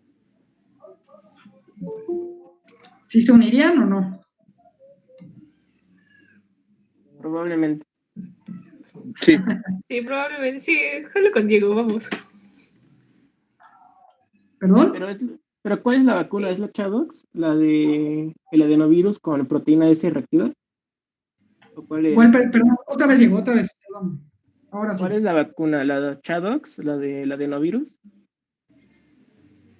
La de adenovirus es la que nos va a llegar, ¿no? Por eso también ya está tan rápida y creo que ya la tenían más desarrollada. De hecho, ellos ya tenían un bosquejo de esta vacuna porque es un adenovirus atenuado en donde nada más te inyectan información para que tú puedas crear o puedan reconocer tus células el spin que tiene el coronavirus y con esto nada más hacer antígenos. Sí, pero a ver, ahí va la pregunta, es que cambié de página, pero ¿quiénes sí se vacunarían con la de mayor efecto, eventos adversos? Si no tienes otra opción. Yo siento que primero debería vacunarse la población en riesgo. Sí, o sea, sí, eso no hay duda, ¿no? Primero es la población en riesgo. No sé en qué, cuántos años tenían, pero ¿alguien sí se acuerda cuando llegó lo de la influenza H1N1? ¿Sí? Sí, recuerdo. Y recuerdan cuál eran ahora sí que el rango de edad de los que morían en este caso con este virus H1N1. No. También eran los de tercera edad, ¿no? ¿Perdón, Alex? ¿Los de la tercera edad? No. Lo que llamó la atención en las autoridades era de que los decesos mayormente ocurrían en personas de 20 a 40 años de edad. Por eso fue pues sí, como tan alertada por esa situación. ¿Y qué se encontraron? Porque en ese momento la vacuna de la influenza, que ya existía, precisamente solo se inoculaba a las personas de alto riesgo, que eran adultos mayores y a menores de 5 años. Ellos fueron los que prácticamente no hubo gran cantidad de decesos, y de ahí se encontraron, y a partir de ese momento abrieron al público en general la vacuna de la influenza cada temporada de invierno. porque vieron que esa vacuna nos protegía, y bueno, sí, pues sí, en demasía, ¿no? Sí protegía a la gente que se había vacunado, respecto a los que nosotros en ese momento yo no estaba vacunado, porque no era considerado de los de factor de riesgo. Pero a partir de ese año, cada año yo me vacuno. Y no sé si ustedes han escuchado que muchos sí llegan les llega a ocurrir un síntoma febril después de la vacunación. Y precisamente, pero ya son números muy aleatorios, muy bajos, que dices, bueno, pues ahora sí que pierdo más de lo que gano o gano más de lo que pierdo, ¿no? Y yo creo que ahorita es lo que se está discutiendo en esa parte con estas vacunas. Y yo creo que la que aquí nos está llegando, les comento, pues es de las mejorcitas, está muy padre, porque también hay una vacuna, me parece que es con RNA, no recuerdo cuál es, creo que es la de Moderna. Prácticamente esas vacunas de RNA te realizan una incisión genómica en tu DNA, te alteran genómicamente, pero el resultado al parecer es mucho más noble que las atenuadas. Entonces, pues vamos a ver. Pero ya no salimos mucho de tema, ya estamos cortos en el tiempo. Entonces, el punto número 5, de reducir el riesgo de infecciones asociadas con la atención sanitaria. A ver, ¿quién me puede hablar de esto? O a ver, David, continúale.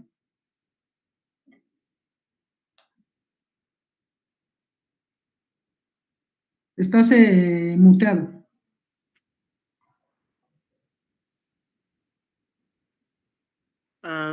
Perdón. ¿En procedimientos correctos? No, vamos al punto número 5, de reducir el riesgo de infecciones asociadas. ¿Qué me puedes platicar de este punto?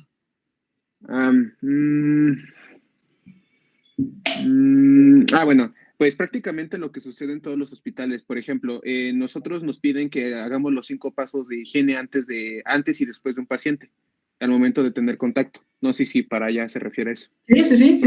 ¿Sí? Ok, sí. Bien. Entonces nosotros nos hablan acerca que dice la OMS o la WHO, en la cual nos explica que antes de tocar un paciente o antes de entrar en el ambiente del paciente, tenemos que desinfectarnos, entre ellas ahora sí que las manos, que son el que tenemos más contacto con todo. Antes de tocarlo, antes de entrar en su ambiente y después de tocarlo. Y también cuando estamos expuestos a fluidos tanto del paciente como de uno mismo. Entonces, tenemos que pues, tener esa higiene de manos y sobre todo, pues, esa distancia. Y más ahorita por lo del COVID, tener el cubrebocas, ¿no? Que es lo que prácticamente las moléculas o fojitas de agua. Exacto, es correcto. Sí. ¿Puedo agregar algo ahí, doctor? Sí, a ver, continúa. Bueno, que de hecho estas acciones como básicas preventivas surgen de la necesidad de evitar los altos índices de infecciones asociadas a la atención hospitalaria, digo, sobre todo en relación como hacia catéteres y de vías urinarias y así. Ajá. Hay una incidencia muy alta en hospitales. Exacto, y a ver, ahorita tomaste buen tema.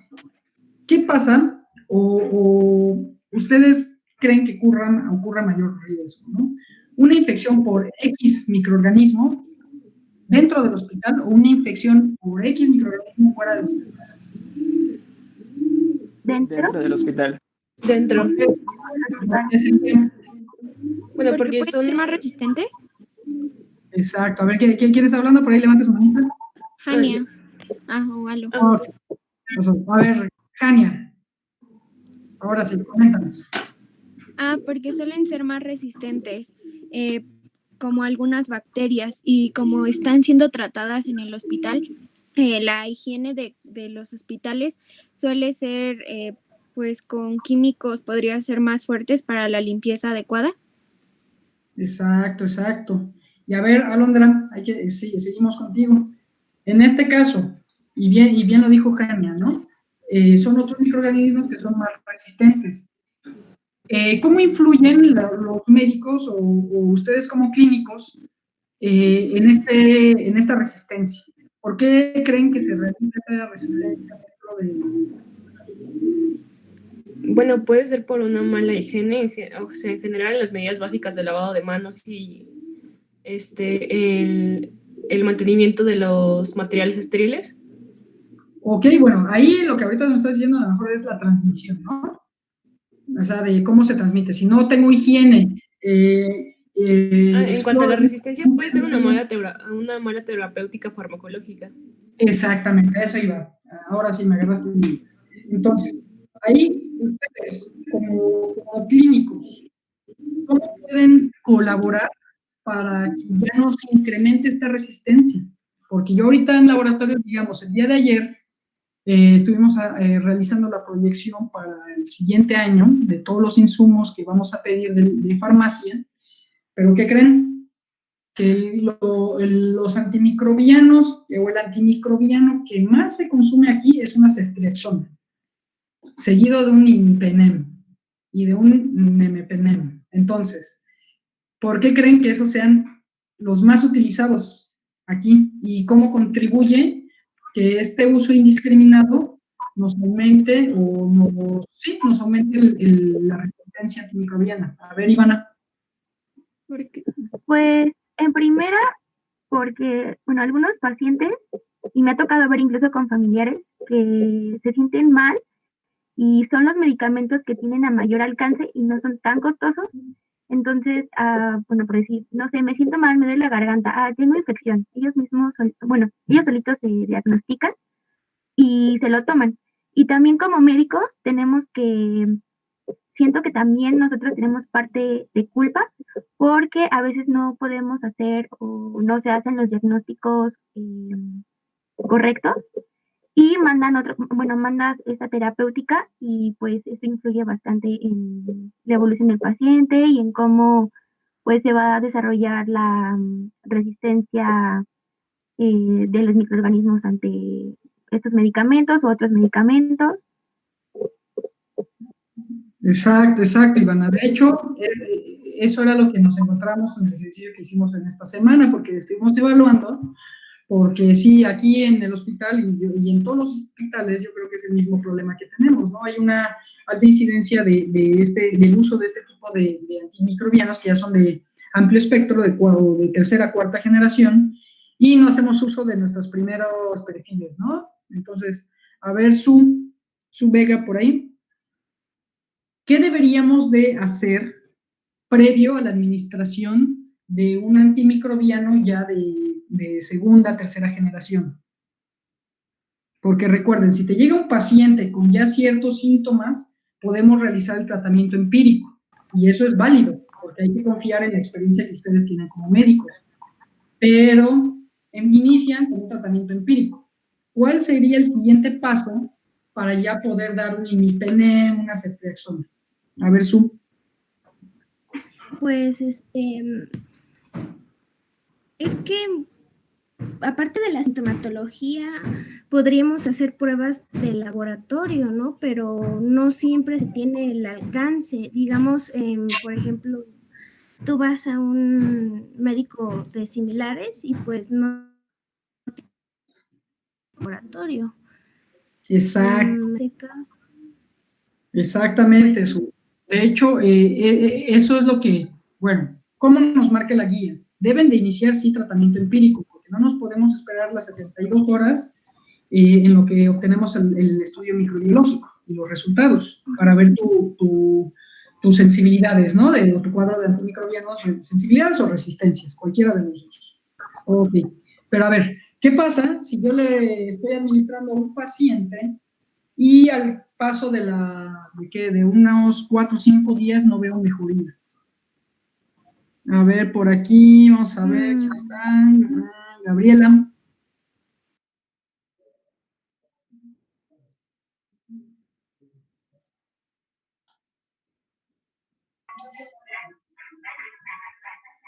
Pues sería como cambiar de medicamento, no sé si es correcto eso, porque pues no está sirviendo.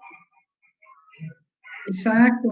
En este caso, si no tienes un estudio microbiológico y ya te esperaste el 4.º día y tú no observas alguna mejoría del paciente, pues sí, empíricamente yo sí también elegiría un cambio. Pero recuerden, siempre hay que realizar este tipo de cambios con base en resultados. Y una recomendación que nos da la OMS en el programa de 2020, que es de resistencia antimicrobiana a nivel mundial, es precisamente el antibiótico consensuado. ¿Qué significa? que vamos a meter ciertas restricciones al uso de ciertos medicamentos, en este caso antimicrobianos. No se puede dar un imipenem si no tiene primero un cuadro de resistencia al que sea sensible. O en dado caso, si tú ya tienes una multidrogoresistencia, pues bueno, ya podemos saltar a una vancomicina, ¿no? O sea, pero ya tienes tú un fundamento, ya tienes un soporte que te va a decir, ok, está bien, no vas a causar una resistencia antimicrobiana, porque ahora sí que las bacterias en el término de una semana evolucionan, y esta evolución es tan rápida que se llegan a ser resistentes hasta lo que no eran resistentes, ¿no? O sea, es algo que está increíble, porque en un término de una semana ya no es resistente, ya es resistente a toda la batería de antimicrobianos que tú tienes, y ahora sí que te atan las manos, estas resistencias te atan las manos. A ver, permítanme un minutito, déjenme, les voy a pasar un video. Espérenme. Bueno, mientras les voy a ir comentando, les voy a dejar de actividad que elaboren un cuadro. Este cuadro también les voy a dar una serie de indicaciones, ahorita se las voy a poner ahí en el Classroom, para que lo realicen y me lo van a enviar. La fecha va a ser la máxima hasta dentro de 8 días, porque dentro de 8 días ya vamos a, solamente nos detenemos a dudas que hayan tenido, y vamos a saltar al tema ya ¿qué es? Hematología y coagulación, pero permítanme. Entonces, déjenme encuentro el video y les voy a pasar en cuánto tiempo hace resistencia a un microorganismo.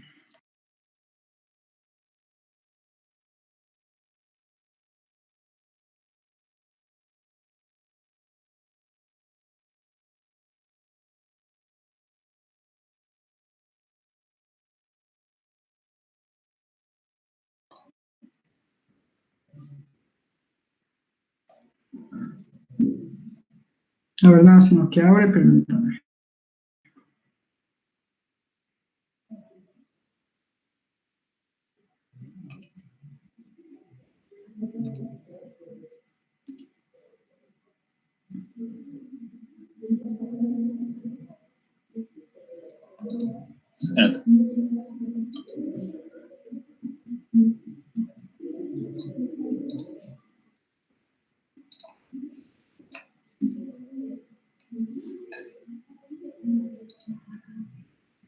A ver, ahorita me avisan si pueden verlo.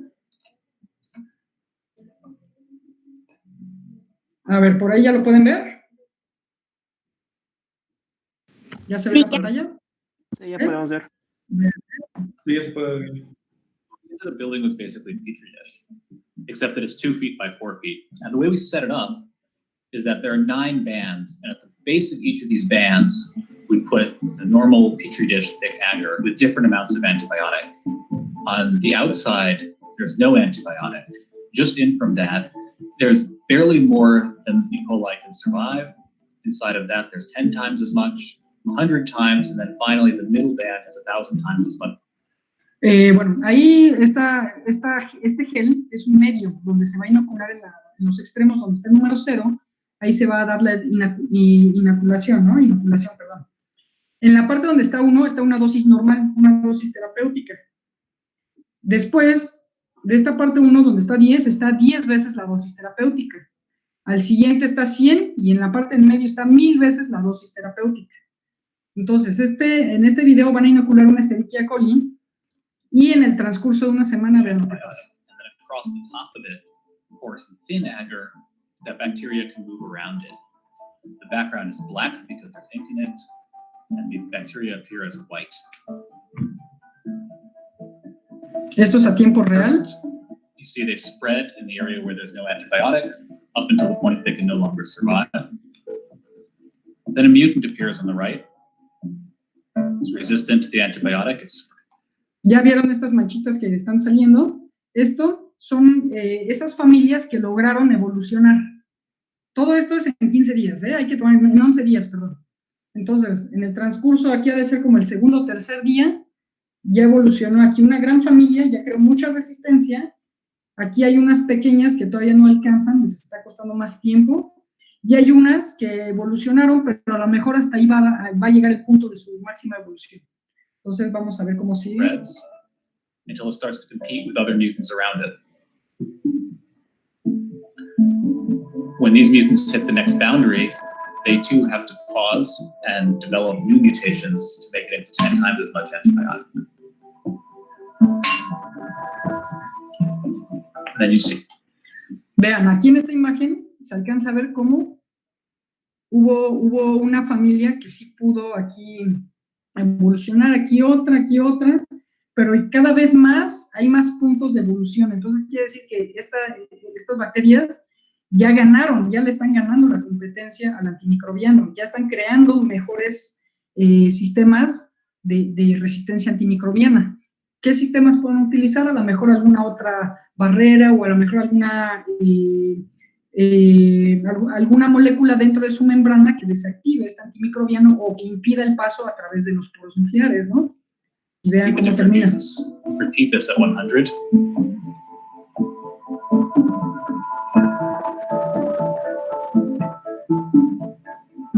And after about 11 days, they finally make it into 1,000 times as much antibiotic as the wild type can survive. And so we can see by this process of accumulating successive mutations that vean, bacteria. Todos esos son puntos, son nodos de las familias. Si ahí, yo creo que sí lo realizaron. Un estudio filogenético, pudieron encontrar qué secuencia del DNA se está modificando, que es lo que les da la propiedad, ¿no? De que sean más resistentes y cada vez mayor. Llegamos a mil veces la dosis terapéutica inicial. Vean, transcurso de 11 días, aquí está el estudio filogenético. Entonces, imagínense que alguna de estas características las tenga un paciente. Eso es lo que debemos atacar. ¿Por qué? Porque esta característica fue tomada por las bacterias en menos de 11 días. Y vean hasta dónde están creciendo. Y bueno, ahí si quieren ver un poquito más, este es el journal, el paper donde salió, lo pueden buscar por el DOI, por este número DOI, y llegan a este journal, y está muy interesante ese artículo, yo se lo recomiendo, ahora sí como una lectura general, pero no está de más que la vean, está muy padre, ¿eh? Entonces, ¿a qué voy con esto? De que nosotros debemos de realizar siempre una muy buena prescripción, así como nos marca los 10 pasos de seguridad del paciente de la OMS, bueno, más bien las 6 estrategias de la OMS. Entonces, por eso es de gran importancia. Pero bueno, chicos, entonces yo ya me estoy alargando un poquito, ya salimos un poquito de tema, pero se los quería demostrar con ese videito. Y ya nada más, por último, ¿quién me puede hablar del punto número 6? Reducir el riesgo de caída al paciente.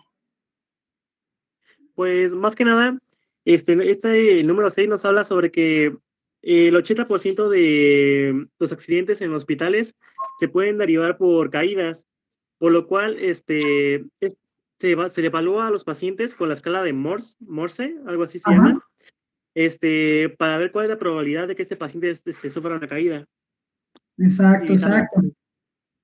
Entonces, aquí algo que vemos en la práctica, ¿no? Llegamos a la cama de un paciente, a lo mejor lo vamos a explorar, le vamos a bajar el manubrio o la protección que tiene.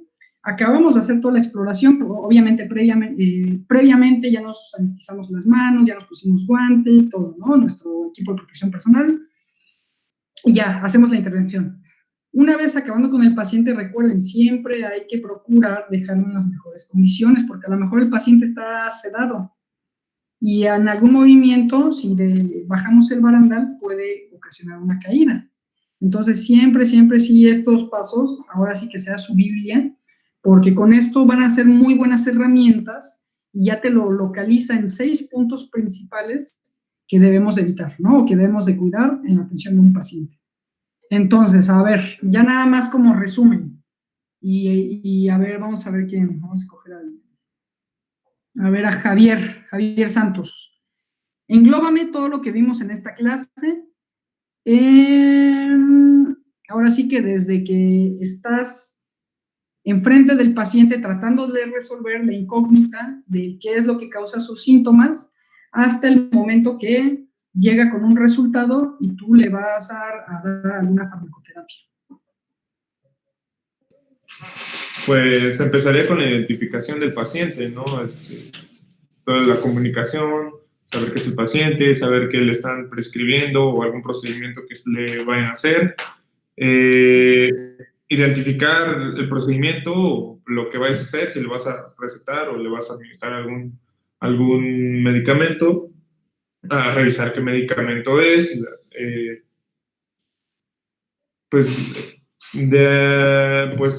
seguiría como el lavado de manos, ¿no? Bueno, la higiene del lavado de manos. Antes. Ok, entonces tú ya te quedaste hasta el paciente, ¿no? O sea, ya viste, ya realizaste la historia clínica, ya ves que a lo mejor no tenga o haya tenido alguna relación. Si hablamos de algún gastroenteritis, ¿no? A lo mejor ya en tu interrogatorio ya o ya te comentó el paciente que comió mariscos, ¿no? Por decir algo. Punto. Ok, gracias, Javier. Ahora, Mitzi, ¿qué seguiría?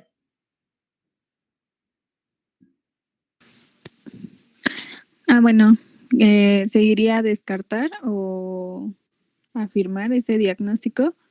Podríamos ya ahí mandar un estudio de laboratorio. ¿Cuál sería? A ver, como problema, una gastroenteritis, ¿no? De origen desconocido, y el paciente a lo mejor te comenta que comió mariscos y tiene síntomas febriles. Ok. ¿Podrían ser de heces? Ok, ¿qué vas a encontrar en heces? No sé, por ejemplo, alguna bacteria que pudo haber adquirido con los mariscos. Ok, bueno, entonces, a ver, vamos. Entonces le vas a mandar un coprocultivo. Ajá. Ok, a ver, por ahí, ¿quién levanta la mano? ¿Quién podría llegar digamos, a un resultado previo sin necesidad de esperarnos hasta tener los resultados del coprocultivo? ¿O con qué prueba, qué estudio de laboratorio? A ver, Jacqueline.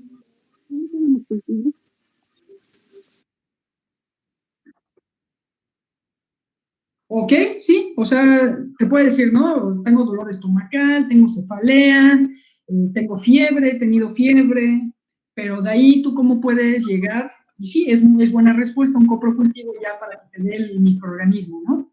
Pero mientras como tú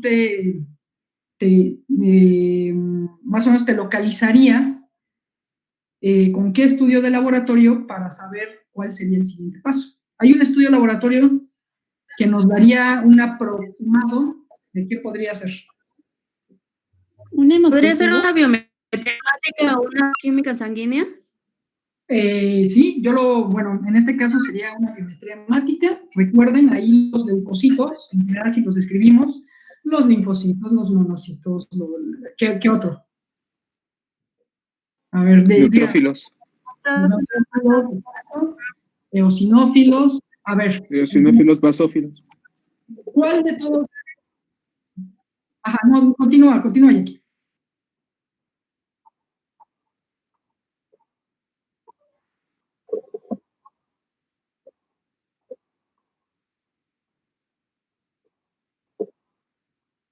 Sí, tienes toda razón, a ese punto yo quería llegar, porque sí, primero, la BH, la biometría, ¿no? En la BH tú vas a encontrar a lo mejor un incremento de leucocitos en general, pero ya, ¿qué leucocito encontrarías, no? Elevado. A lo mejor los linfocitos los encuentras elevados, pero el linfocito es biomarcador de qué? A ver, díganme. Cuando están incrementados, ¿a qué podríamos echarle la culpa? ¿Una infección bacteriana, viral, parasitaria? Viral. ¿El qué? Viral. Los linfocitos. Los linfocitos, sí, viral. A los monocitos. Bacteriana. A ver. ¿Y nada más? ¿A los monocitos? Ajá. ¿No son hemnitos? No, esos neutrófilos. Los neutrófilos son para hemnitos.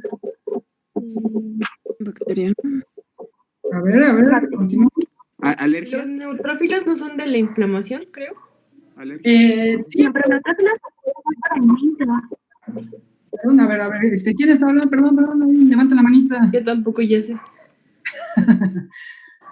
A ver, ok, David.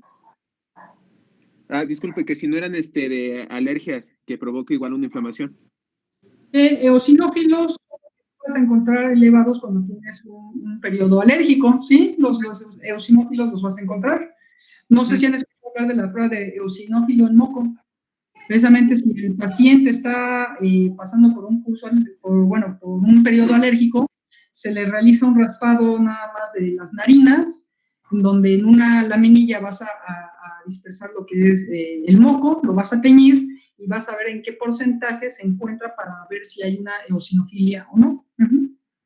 A ver, Javier. Caray. ¿Querías hablar o nada más levantaste la mano? No, es que hay mosquitos aquí, lo siento. ¿Sabes? ¿Por qué te vas a Oaxaca? Ok. Pero sí serían unas reacciones febriles. En este caso, la reacción febril te va a decir, ¿no? Pues, como resultado, tiene una titulación de 1 en 320 para típico B. Ya tienen el resultado. Ahora sí, ahí, ¿qué harían después? A ver, ¿quién será? Brice.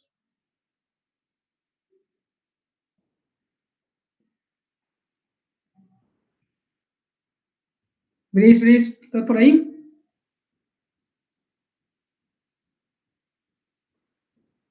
No, ¿verdad? Bueno, a ver, Jania. ¿Mande? A ver, ya tienes tú, digamos, es una, ¿qué dijimos que era? Un paratífico B, ¿no? Ya tuviste tu reacción febril con tu titulación de 1 a 320. Primero, ¿qué significa esta titulación 1 a 320? ¿Que se encontró 1 en 320 del campo? No. ¿Alguien me puede decir? ¿Una reacción febriles qué significa la titulación 1 a 320? ¿No? ¿Nadie? Bueno, cuando hablamos de titulaciones, si decimos 1 a 320, quiere decir que está cursando por ese momento en un periodo febril. Si hablamos una titulación igual para típico B de 1 a 80, con titulación de 1 a 80, es decir que en algún momento ya pasamos y ya nada más solo tenemos antígenos de memoria. Y ahí están, toda la vida van a estar ahí, 1 a 80. Entonces, los más positivos sería 1 a 320 o 1 a 240. Ese podría ser que ya estás acabando o ya estás terminando el curso febril, ¿no? Entonces, ahí hay que revisar, ya llegaremos a la clase de inmunología y vamos a verlo más adentro. Pero ahí sí, ya si tú ya tienes una titulación 1 a 320, quiere decir que sí es positivo para típico B. Entonces, ahí ya pueden ustedes, sin necesidad del coprocultivo, iniciar un tratamiento.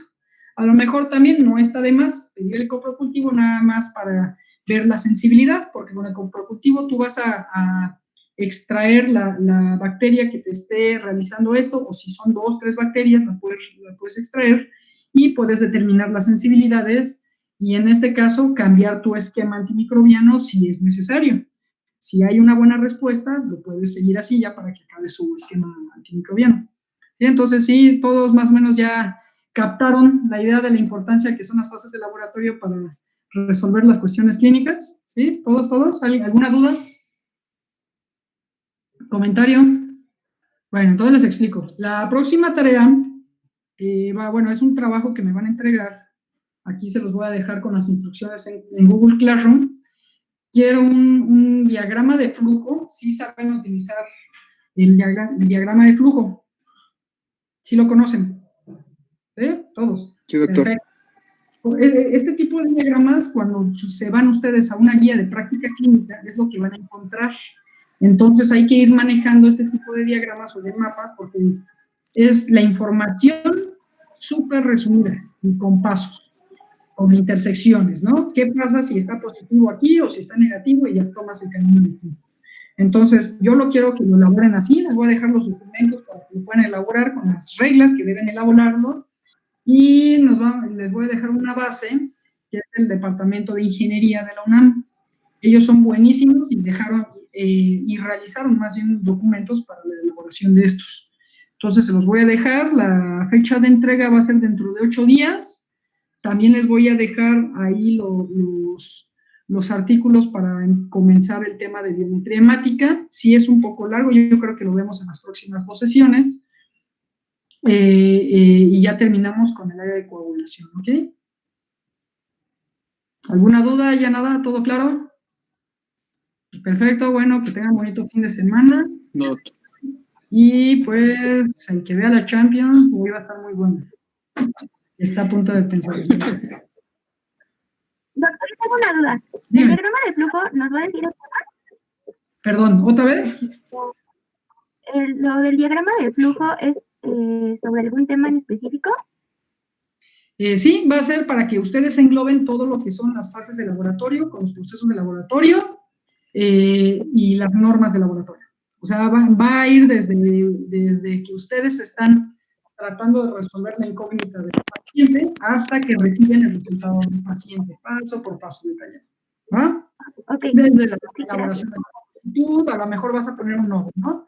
Síntomas. Bueno, estos síntomas te van a llevar a tal. Entonces, tú para resolver esa duda vas a pedir estudios de laboratorio. Y ahí abres una casilla. Estos estudios de laboratorio, ¿qué requisitos llevan? Bueno, la solicitud debe estar elaborada, las firmas, todo. De ahí los resultados, ¿no? Que en este caso yo quiero que hablen... no, ¿saben qué? Yo creo que la siguiente sesión vamos a continuar porque no vimos las fases en sí, no vimos fase preanalítica, analítica y posanalítica. Ya se me está olvidando. Entonces, léanlo, hagan su diagrama y ya nada más discutimos la próxima clase, reviso lo que me hayan mandado, vamos a poner el día jueves, ¿va? Para que me den tiempo de jueves revisarlo y el viernes resolvemos sus dudas ya con base a lo que ustedes me hayan enviado. Y de ahí, si nos da tiempo, vemos comenzamos para que tema de biometría hemática, exacto, lo comenzamos platicadito ya para que las lecturas las realicen en el transcurso de la otra semana. ¿Ok? Entonces, acuérdense, fases de laboratorio, ya se me está olvidando eso, no lo dejen fuera, es muy importante y con eso concluiríamos este tema, que son la normatividad y las fases del proceso laboratorio clínico. ¿Sí? ¿Alguna otra pregunta? No, doctor. Pues no, tengan buen fin de semana y cuídense mucho. Sí, doctor. Hasta luego. Gracias. Hasta luego. Bye.